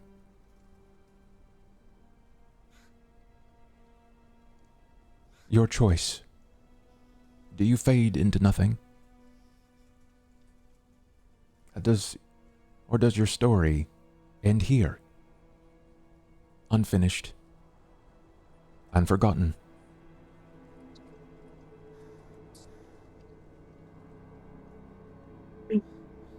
Heavy goodbye. The entire time that she said this to you, you can feel that the presence of care is prominent, but it's always piggybacked by fear. Something much scarier, a looming shadow. And now you sort of understand what Cohen was saying. Whatever she asks, just do it. Just do it.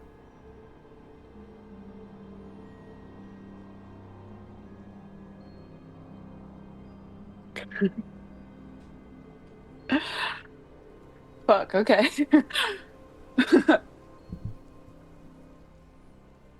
Do you accept, my dear?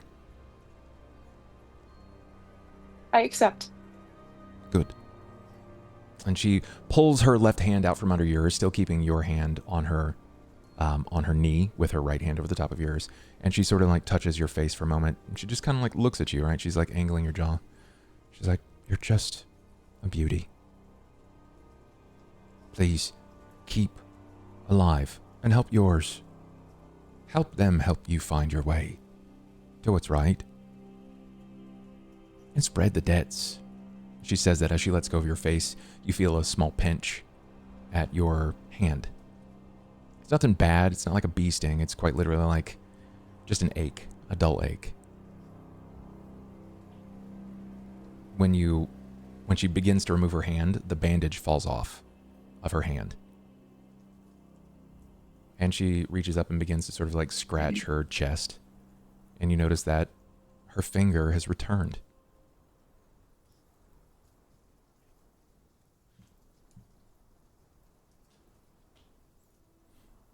Pardon? Her hand seems to be the same as it was. So, was it a trick or? What do you do? Okay, am I?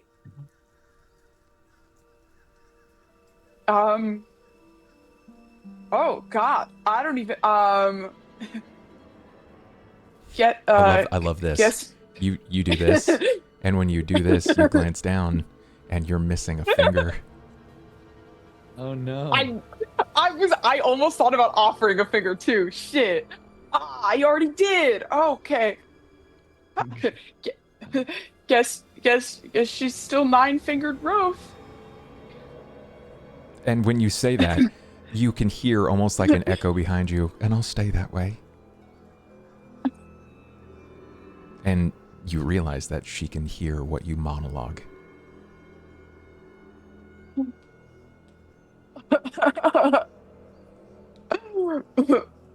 Oopsie. Okay. And so am I still there, or am I guess in this transient space now going back? When you do this, you do this and you glance down to see your finger, and when she says, you hear the echo of her speaking in your mind. You are sitting in a dark alley in Trollin Port, wearing only a brown tweed cloak.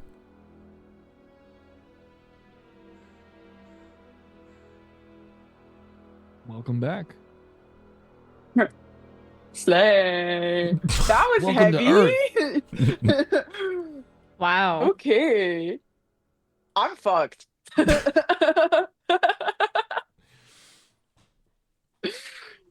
Oh God. Okay. Do you stay there? Do you pick yourself up and head to a location which you might know? What does this look like for you? Maybe sit there for a second and like take in what just happened, because this is the first time she really wanted a mother figure and has been very like hopeful and loving of her mother, and it's gone very well the first time. Sure. I was very much like, you're so much better than people say you are, and now I'm like, I'm starting to see like the cracks of the illusion with that. Sure.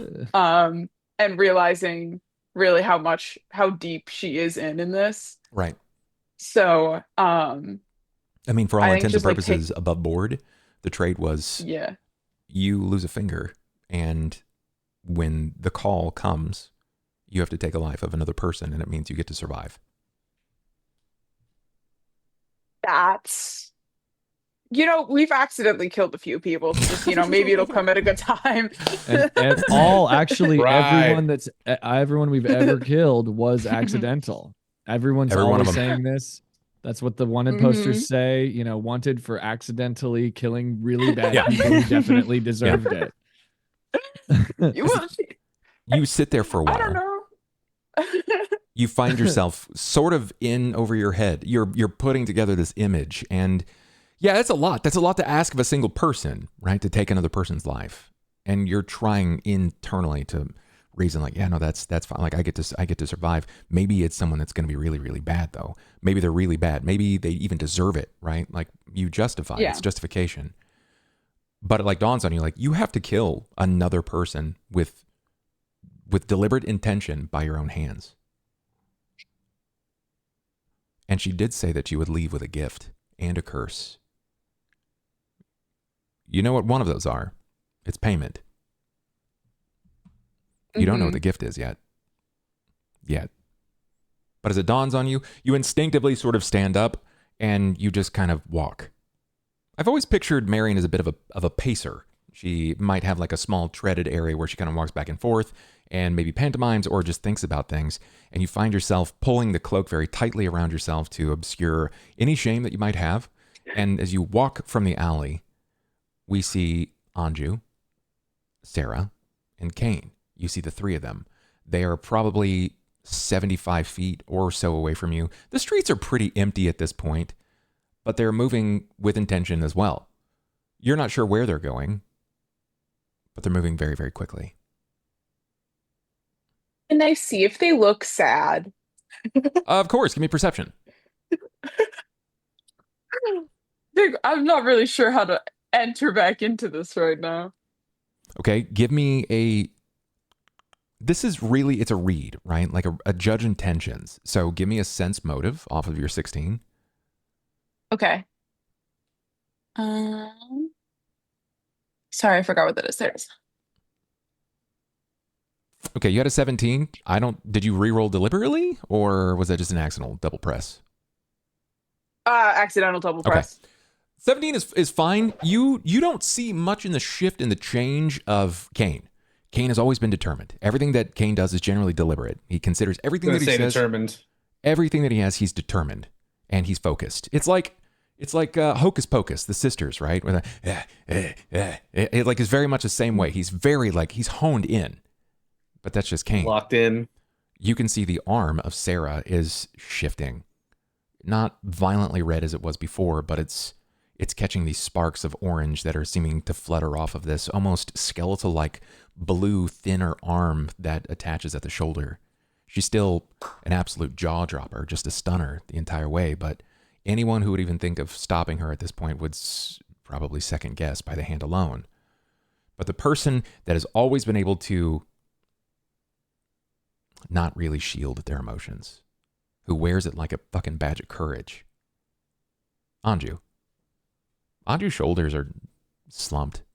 He moves to stay pace, and you know he could outpace them. But it's there. You can see it. It's not necessarily shame. Maybe it's regret. Maybe it's fear, but he carries it. Anju's kind of like a big kid in that right. You know when a kid is upset and they just kind of shoulders drop and the arms hang kind of low. The pep in his step is not there. You can see that he's grieving, mourning, whatever that looks like right now. Or maybe he just feels much like yourself, and it's all in over his head. That everything is just too much, and to catastrophize might be the right thing. Or it might be Occam's razor, and maybe he's just sad at the loss. That's for you to determine. Okay. Can I feel like, can I follow them and keep a little distance and follow them and see where they're going? Fine. Of course you can. Of course you can do that. You stay at about the same distance? Are you choosing to stay? Okay, you want to stay about 75 feet back. Yeah. Oh, yeah. Sorry. I thought that was a statement, not a question. Okay. Yes. Yeah. And kind of, if I'm kind of out of an alley, maybe doing my best to stealth a little bit. And Okay. All right. Oh, stealth, you say? Keep a little. Stealth? Keep a little. Give me a keep stealth. little Let's see what you got. distance. You're trying to remain undiscovered? Yeah. You're pretty far back, you right? know, And frankly, Yeah. none of them have any reason to believe that they're being followed. That is a... I'm gonna reroll. Of that. course you can. Of course you can. You guys have all of your luck rerolls, so if you're not satisfied, bear in mind you're not wearing anything. You're not making noise. Yeah. I like the idea Yeah, of her well, just we're creeping fully around in a convinced you're fucking dead. burlap Yeah. sack. Sure. You follow You're them. dead. You're going to follow them until they reach their destination and their goal, which we'll find out again in just a minute. But our camera turns as it seems to hover over the top of them and their decisive step following no more than a pace behind Cain Carpenter. I almost said CobaltStreak. Following behind Cain Carpenter. It pulls back and away, and it focuses again on the other side of town. Some minutes have passed. We last saw Blink holding on to the back and putting the head of Ivan Freely into her chest as she stood on the bed, where Ivan was Frankly, he was losing it. He was sobbing. But it's returned here. And after minutes of this, affording you the space, you just feel this, it's almost, I don't want to say supernatural. It's just like this natural default means. You just kind of slowly, you get the there, right? Like in the rubbing of the back. And it's the encouragement. It's this weird maternal instinct that might kick in, or even paternal, depending on who you're sort of allowing yourself to be with. But she still provides you that space. Do you say or do anything here, Ivan Freely? I don't think he's ever been in this position his entire life, man. No, he doesn't know what the fuck to do.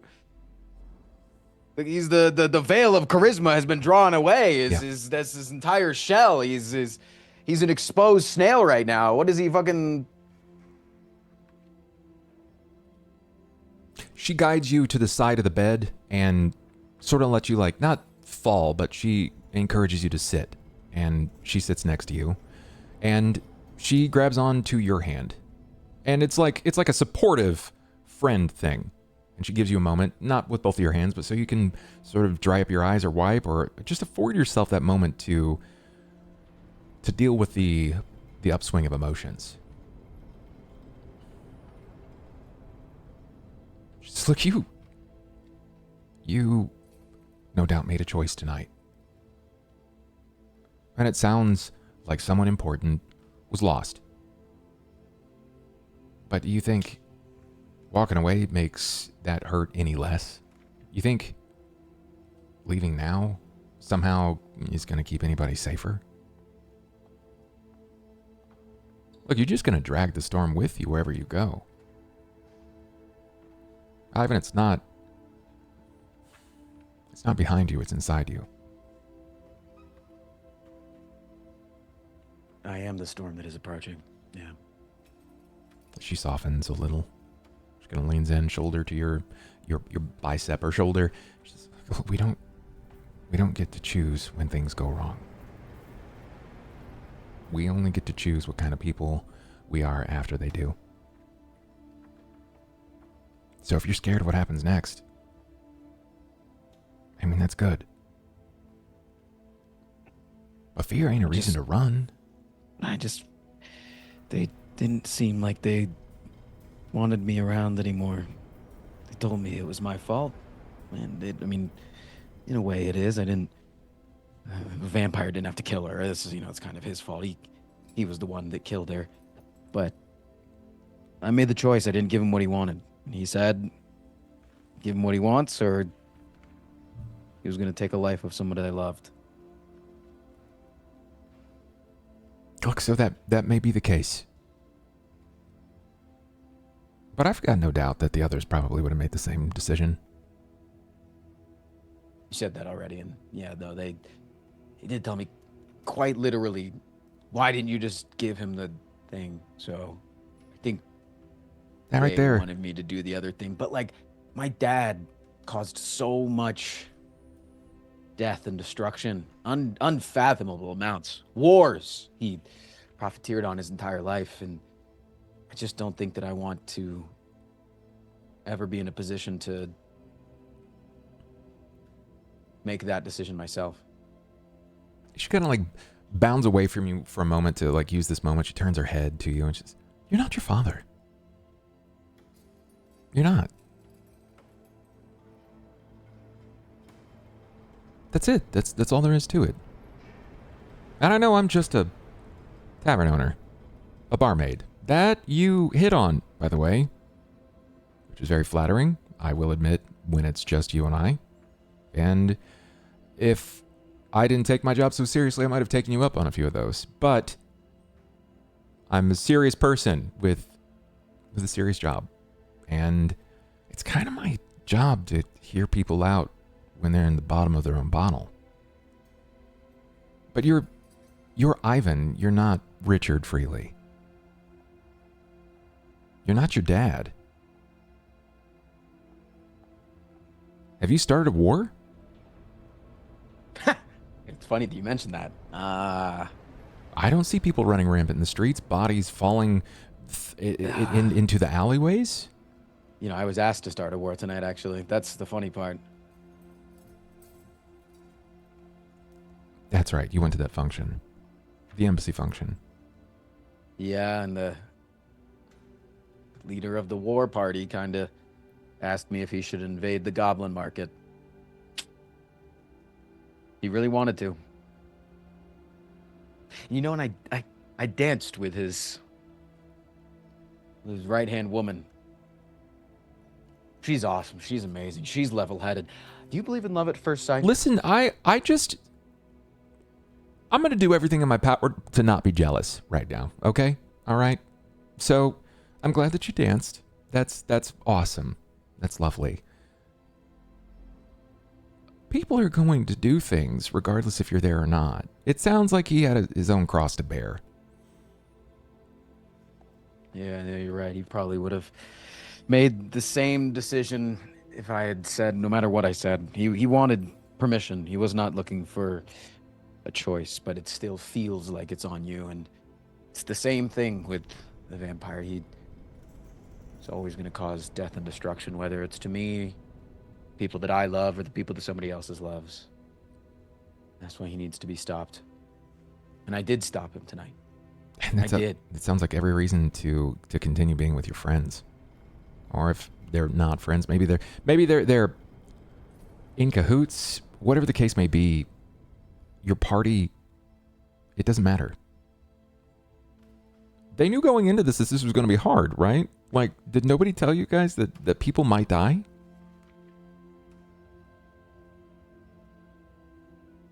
That's the point. You're doing the hard thing. I was in your position. I fucking left it. I don't make nearly as much money now. It sucks, knowing that I could lose my tavern at any time. But in 1 week, I made what I made all year here at this shitty piss-smelling bar. But hey, smell like piss a lot. Why do you let it smell like piss? People keep pissing here. They don't take me seriously. Why don't you just kill them? It's against the law. Doesn't seem like this. And is if I a very kill, law-abiding tavern. I can't kill my patrons. They keep me You can kind of afloat. beat the shit out of them for pissing. I do that. But look, some of them like it. All right? Some of them like it. And one of them's Ivan. Look, regardless of what happens here, you can't undo what happened. Okay? You do get to decide what happens next, though. You can let this break you. Or you can stick with your friends so they can help you figure it out. I think the cowardly thing to do is to run away. But that's my opinion. And what do I know? I'm a one-eyed gnome bar owner. That smells like piss, for the record. You confirmed. You don't smell like piss. Oh, sorry. My bar smells like piss. You smell kind of nice sometimes. Quit it. You just told me about this woman that you danced with. Okay, I'm still harboring that. I'm in love with her. I think I'm in love with her. Okay, I'm gonna slap you. This man's riz is incomprehensible. Sorry, whirlwind of emotions right now. Look, the bottom line is if you walk away right now, the only thing that truly makes tonight meaningless is that. That's it. So whomever died, you will render it valueless if you just find the next carriage out. And if they got you feeling like this right now, they must be pretty important. So you'll figure it out, kid. You'll figure it out. Just don't let it eat you up. Make it right.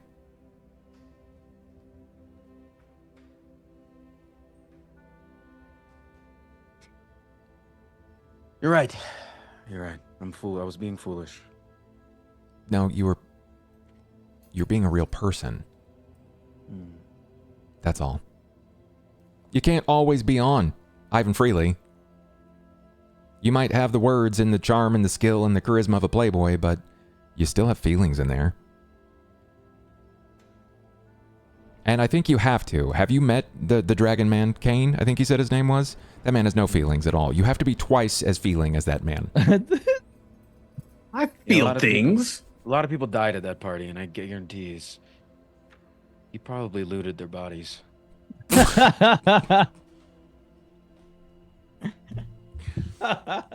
That says so much about his character, and I cannot say that I'm surprised. I'm a detective. But at the same time, we needed it because, he probably found some clue to where our next move is, and I'm going to walk back in and So who died? deal with it. Marian. Marian. The girl with the face that moves. Yeah. That's a shame. Young kid. It's a shame. Just joined. I Does she have felt the any- need to protect her. Does she have any family? Yeah. Well, you should probably let them know. And that's a shame, because you two seem thick as thieves. If I didn't know any better and I was still in my position, I'd round you both up. At least for questioning.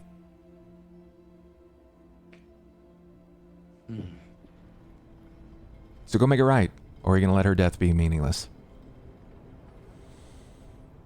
She hops down, and she grabs what's little left of her bottle. I'm going to take this back. And she starts to walk out of your room. Thank you, Blink. For what? I'm just doing my job. Therapy offices don't smell like piss. But good bars do. You can hear her hopping down the steps. Do you gather your things? Yeah. I'd still get my shit. No point in just being in a costume anymore. Got it. Got it. You swap out into your regular clothes. Where do you go? Honestly, all of our shit was there. I would not pilfer through Marian's things, but I would glance at them. I'd hold something of hers, maybe take it with me as a memory token. Anything in particular stand out? I don't know what the fuck did she have. What did Marian have? Anything that she deferred to or leaned on? You wouldn't have gone hopes and dreams in your regular attire. So if you had a brooch or anything like that, any kind of necklace or ring that you might have taken off for the event, does Marian wear anything like that? Main things that I have of note of hers are her sketchbook, and she's definitely got some pencils and stuff that she wouldn't have had on her in that occasion. Jewelry wise, maybe a cool ring. Okay. Maybe something that was she found at the magic shop that wasn't particularly interesting, but no one will miss that. What's that on her finger? maybe. Okay, sure. maybe Let's just run with something it. like that. Tell everyone about this ring. I want to know about it. Ooh, it's gonna be a silver ring, really thin band with just some little colorful stones in it. Maybe of the sapphire colored bluish green variety. Okay, all right. And they're all little diamond shaped in a line around the band. Got it. So that's what you find her sketchbook, her pencils that she has, and a ring. Do either of those seem right or important to Ivan? I think I would open up the sketchbook and just immediately flip to a page that was empty. I wouldn't I'm not looking through a diary or anything. As you begin to fan the pages, you see a sketch of you.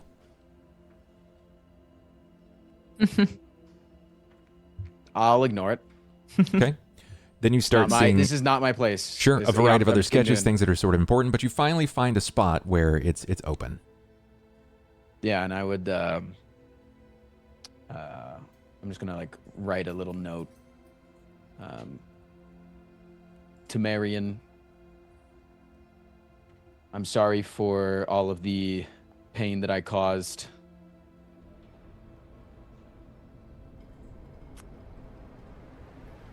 I never knew that I had a sister until she was gone. And then I'll take the ring. Okay, you take the ring. Do you shut the book? Yeah. Okay, you put it back right where it was left. Pencils back on top or to the side, wherever you found it. And you collect your things.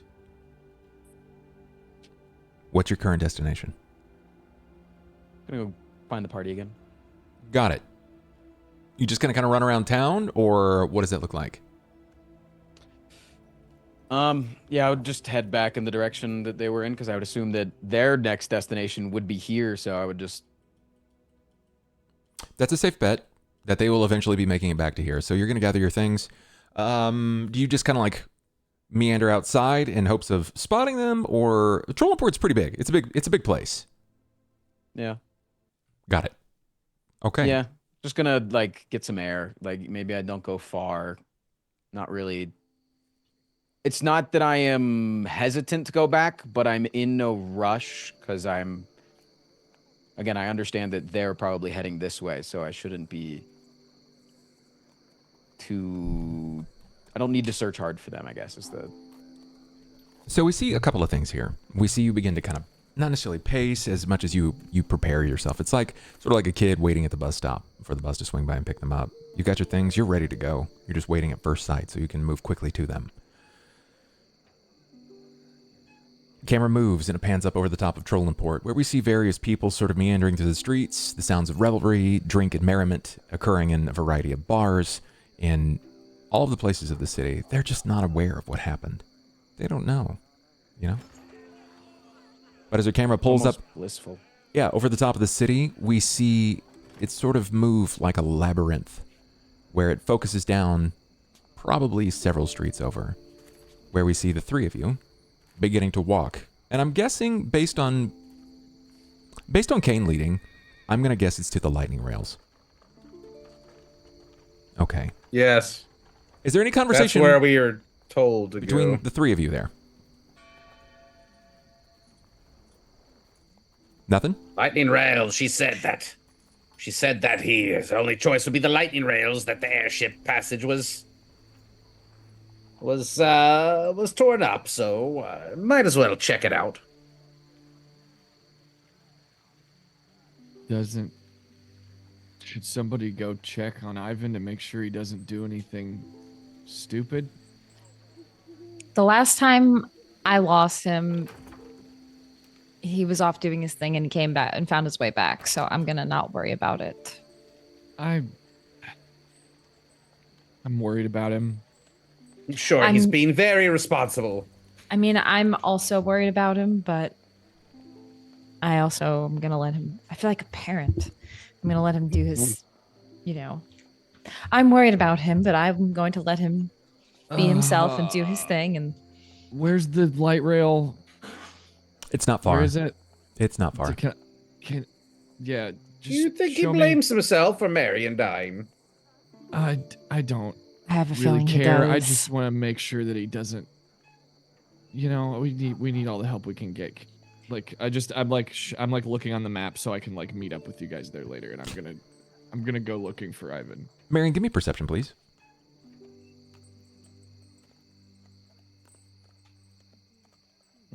Massive. Yes. Despite your distance, you are dude. honed in on their conversation. You overhear Cain ask, do you think he blames himself for Marian's death? And then there's the pause. You hear Sera say that I kind of feel like a mother. I need to let him do his thing. He needs to figure this out.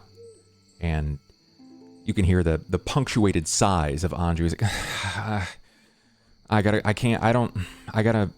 I'm gonna go look for Anju. Or I'm gonna go look for Ivan. I can't do this. And he begins to turn. And this is gonna be kind of a difficult check because it's nondescript. She looks very out of place. Not someone that you would peg for this. But Ben, I would like a perception from Anju. I'm gonna set your DC at 25 to make this figure stand out. Easy. Shit. When you turn to start beelining for any other place that you know, which is maybe one of two locations, one of which is going to be the tavern. Yeah, I'm Out of going your back to the tavern. peripheral vision, as you start to step, you see the rough shape of what you would only venture a guess as to be a human. She's somewhat of a taller woman. She has very similar features so far as you can tell. The hair is what kind of sets them apart. You can see him turning, Marian. Do you lean into it? Do you try to turn and walk away? Yeah, I'm looking right at you. It's like he is now. Like the eyes Recognized are you yet. eyes are squinted. I don't think she's really calculated what she would do. She just wasn't sure yet. So I think she's just kind of gonna stand there and maybe like with the hand that isn't lost a finger, maybe just with like an awkward smile. Kind So, of. To... I feel like the wave would give it away, right? Like I would know it. 100,000,000%. Yeah. Anju's face is gonna like light up immediately. And yeah, I mean he's just gonna run over to you. Like he's literally just gonna run over in disbelief. Like, Marian? Is that you? And he's gonna like run up to you and like put his hands on your shoulders and like look at your face and you're like, Cain, Sera, you hear him say Marian as he begins to dart about 70 or so feet back. You're alive. You disappear. Are you okay? Are you okay? How are you? Hi.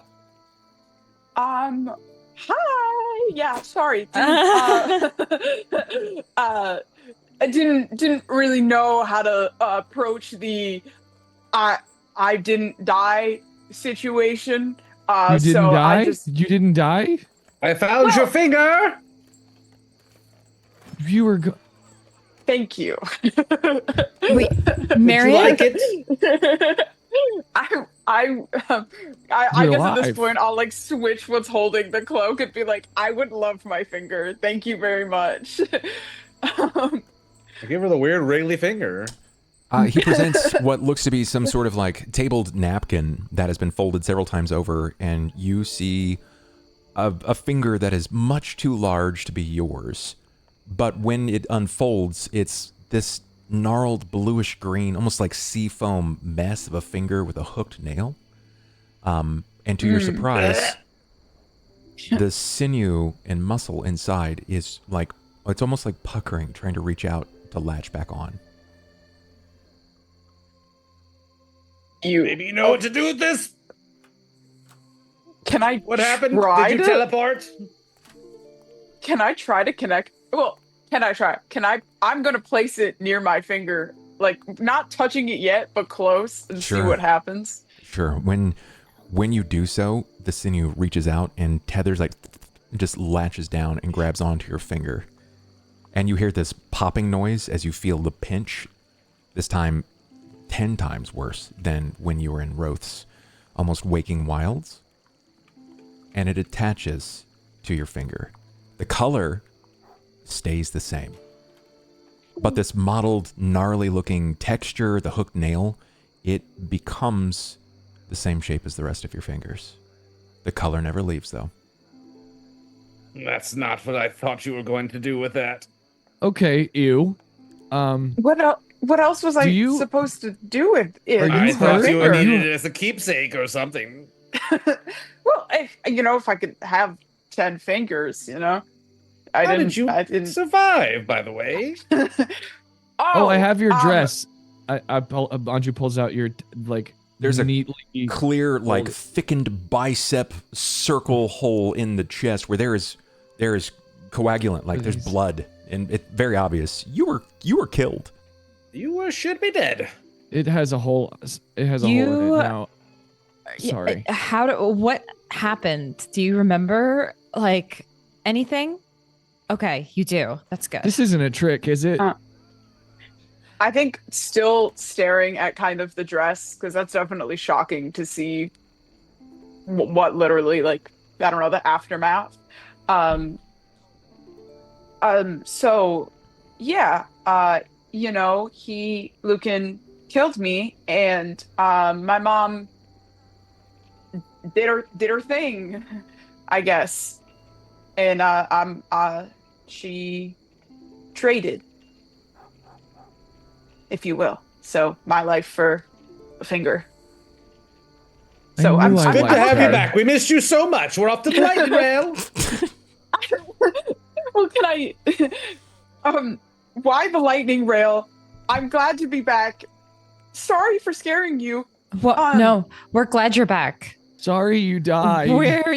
And we didn't want that. I'm sorry that happened. You're the person I wanted to die the least. Did it hurt? I don't know. It did immensely for about half a second. Oof. The most excruciating pain, but it Okay. was like a literal blink of the eye. So the worst 0.5 second of your life. Pissing myself in front of an audience was also a rough couple of seconds, to be honest. You But- didn't piss yourself. Someone else pissed you for you. You got a fresh start. Let's not stain it. Speaking of the person who made me piss, if you will, where's Ivan? I was going to look for him now before I saw you. I was gonna check the tavern, which, it seems like you might need to swing by there as well. He's would doing like the clothes, sad puppy indeed. thing, I'd imagine. He's the running away and the sulking. Probably. Oh, Marian, Probably he's- staring at himself he's in the taking mirror it as he pretty cries. As he says that, you can tell Anju is simultaneously also taking it a little hard. Like, much better now, but like, he's taking it hard. Like, kind of wipe it a little bit. Yeah.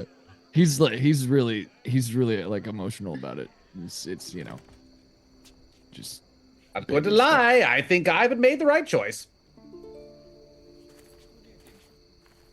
Look There's a here. time- That there's a time could have and a saved place. thousands of lives.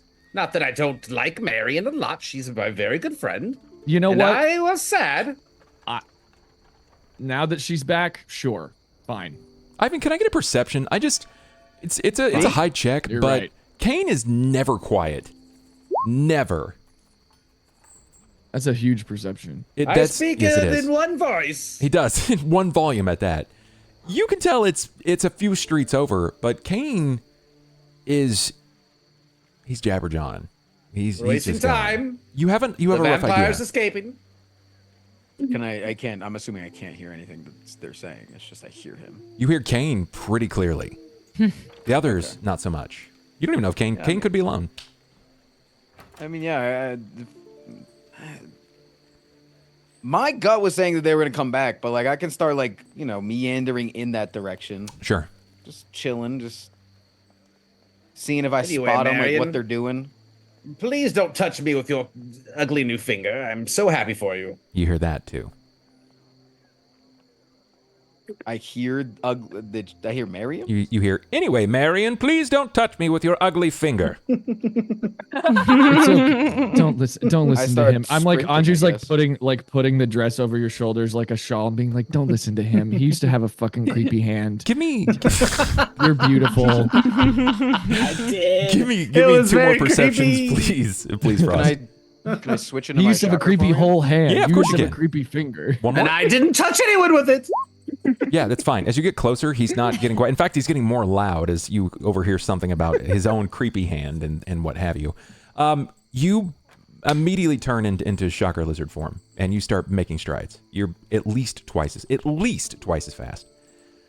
It's going to take no more than 15 seconds for you to cross that gap. You're talking like 2 30-foot alleys, a street over and down another 30-foot alley, and you find him. You be there I'm before the gonna minute's over. probably hurt her with how hard I'm going to jump and hug. Yeah, Aww. Perception, please, from everyone else. you're not gonna see it. It's too fast.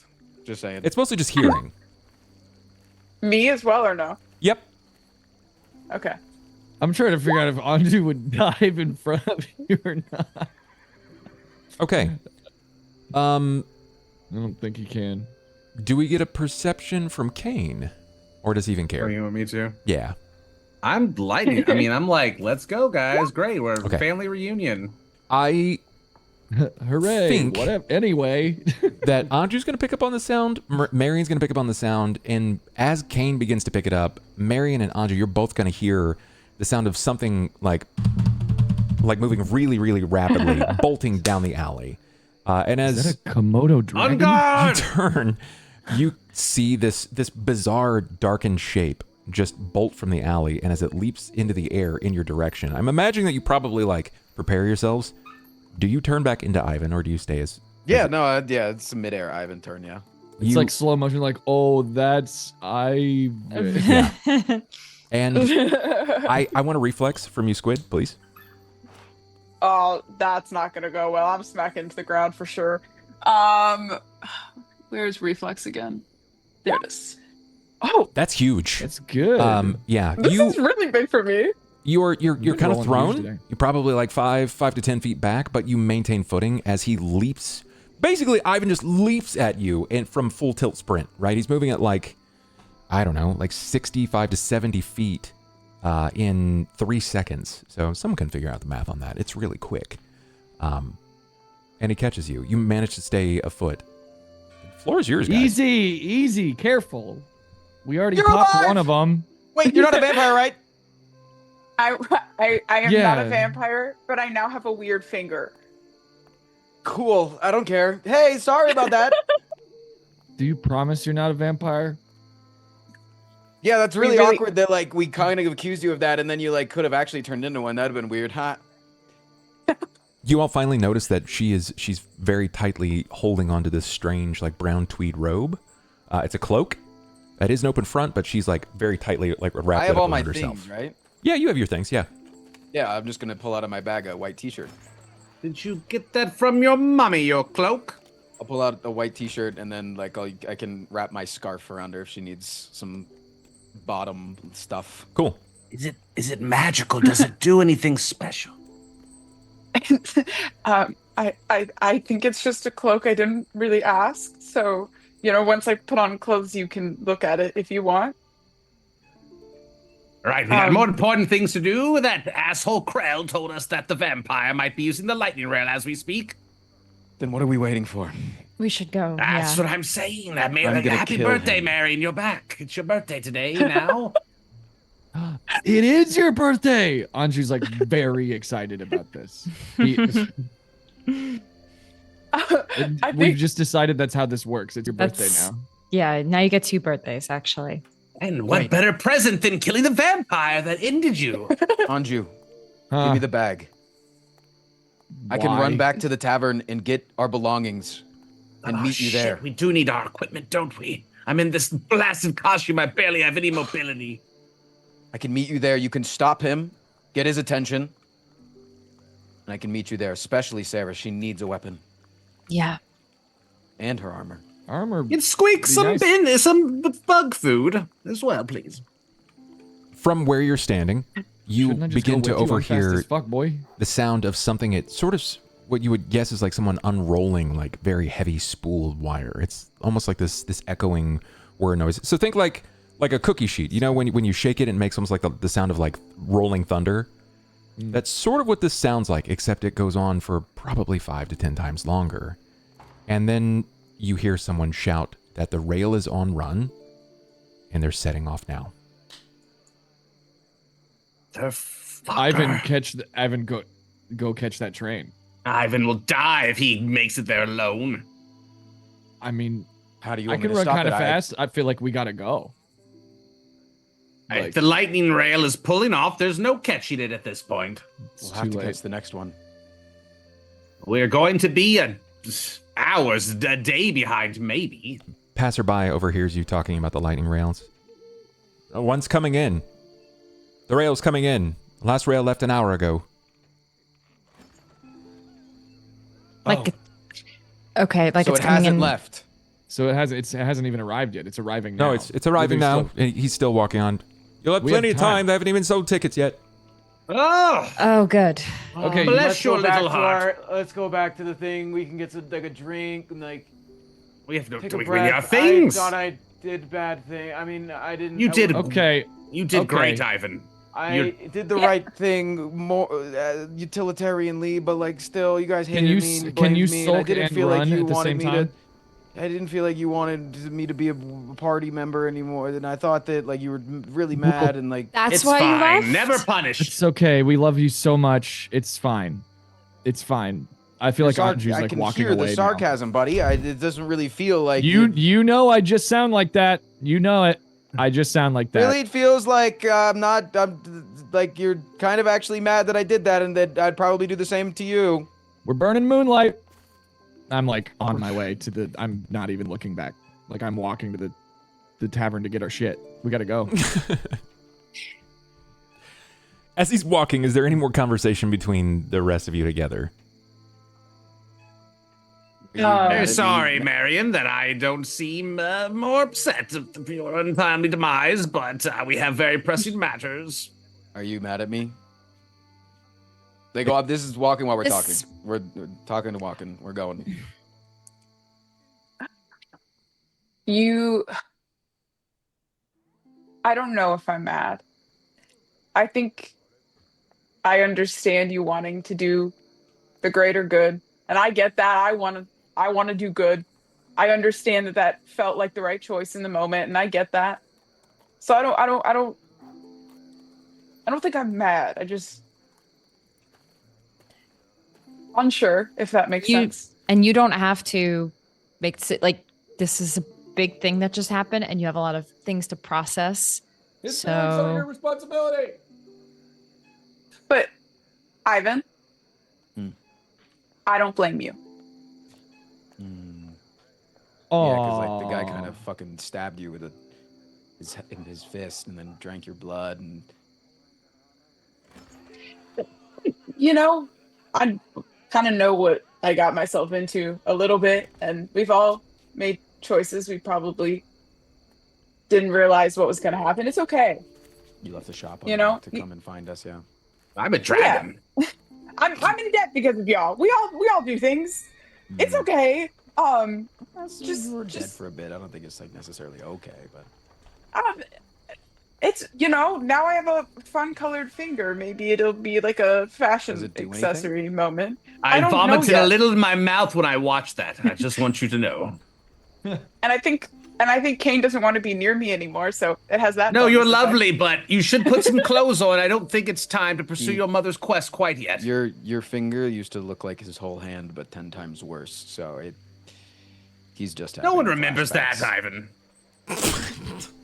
We all remember that, Cain.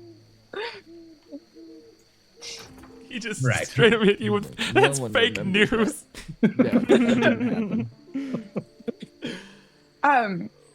So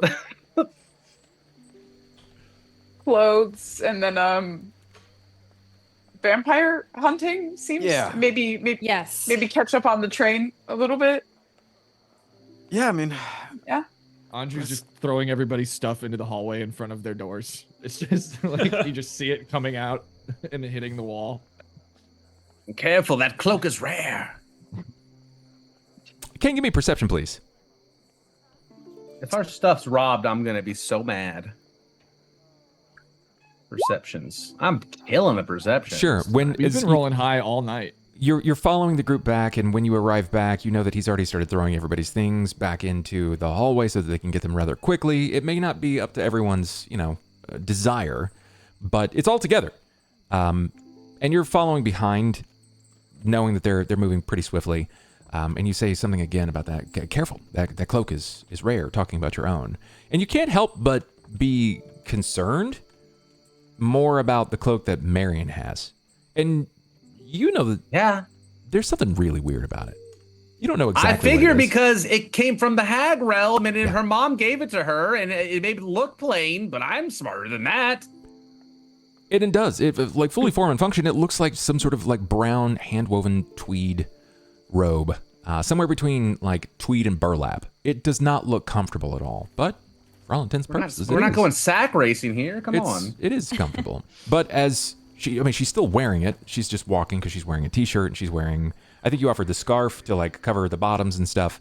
But as she's walking, it's flowing a bit more, and you can swear that before you enter into the Leaky Quill, that you see almost like a fan or a ripple of air hit this, of the ocean air seeming like brush up and hit the back of the cloak itself. And as it ripples, you see human faces in agony warp up the back of the cloak. Lovely cape. It's lovely. I would like to look at that a little more closely when you're done with it. No need for alarm at all.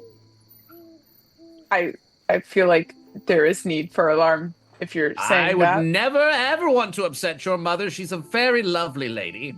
Whose toothbrush is this? What's a toothbrush?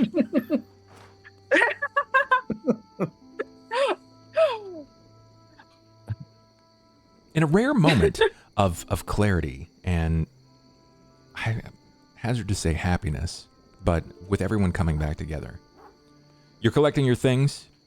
You maybe even potentially bid farewell to Blink.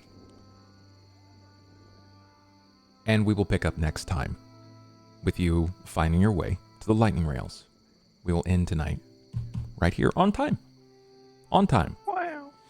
Why you gotta wear face cloaks, yo? What the fuck? I mean, you're naked otherwise, I guess. I don't know. That's true. That's true. Yeah. So, thank you guys. I saw Chat's reaction when you put that finger on. Yeah, it was. that was a decision. I thought you were just gonna Made sense give to it me. back to your mom or something. I don't know. I don't know. I was like, oh, it's doing weird shit. And you brought up the JJK thing earlier, so the only thing in my head was to eat it, and I had to make a different choice. You should. The beast so funny. Oh, I would have pulled an Ivan and ran the other direction if you did that shit. There's only so much going through my brain. Drop it. Drop it. Oh, that's too good. That's too good. I think it's sick. We'll get gloves. It's a cool finger. It's a cool finger. I love it. Don't touch me. That's today's session. And I'm actually really happy with the way that went in every capacity. I know it wasn't the most intense of action, but there was a lot of levity provided. There were some expressions of your character's growths, redefinitions and pursuits, gifts and curses, whatever that might look like. You were given answers. You know the relationships between certain NPCs, and next week is going to be interesting. We'll see exactly what's going to happen here. You guys can find us here on this channel Mondays, and most Mondays at this point, starting at 8 p.m. Eastern. I'm going to go ahead and pass it off to, we'll start with Anju. Ben, tell us about you. What are you doing? Where can we find you? Hi, I am Anju, played by me, BenBriggs. That's me. I'm a musician, and you can find me by typing BenBriggs into Google, or you can type Tiny Waves into Google, or you can come over to my Twitch channel, benbriggslive. I'm going to try to stream tonight after a quick break, so if you want to hang out, we keep it chill. But, you know, I'm just happy to be here. Perfect. Marian, when you're not being persuaded by an ancient hag to become her vengeance or her pursuits, what are you doing? Where can we find you? Well, name's Squidinkidink. I stream frequently. From the 17th on, I will be live every day till the end of the month. Woo. So, to make up for the fact that I've been in Japan for 2 weeks and have not really streamed. So, I'll be home literally in 2 days, and we'll be streaming lots of horror games and doing some fun costumes and cosplays. So, come on down to Funky Town, if you will. That's all I got. Oh, man. Ivan Freely, as played by the FrostPrime. Tell us about you. What are you doing? Where can we find you? You can find me at TwitchCon this weekend, and if you do find me at TwitchCon, I'm gonna have a bunch of free popcorn to give away. So, come find me and take my shit. He got the fucking sponsor pivot right at the buzzer. That's crazy. Oh man, it's perfect. Always chilling. It's perfect. I expect nothing less. Cain Carpenter, CobaltStreak. What are you doing? Hello. Where can we find you? The opinions and actions of Cain do not reflect CobaltStreak the player. It's just a character. I do Believe care it or about not, my friends Cobalt's if a they great die guy. IRL. Just saying. Yeah, no, I'm gonna be playing some Ball X Pit tomorrow. I got it 2 days early, but we're doing D&D today, so I'm gonna be doing that tomorrow, and it's like early and stuff, and it looks really fun. So you can at 5 p.m. I'll be over there on my channel, and that's where I'm at. So see you there if you like balls. Perfect. Perfect. Sera, Tracy, Miss Magitech, MagiRPG, what are you doing? Where can we find you?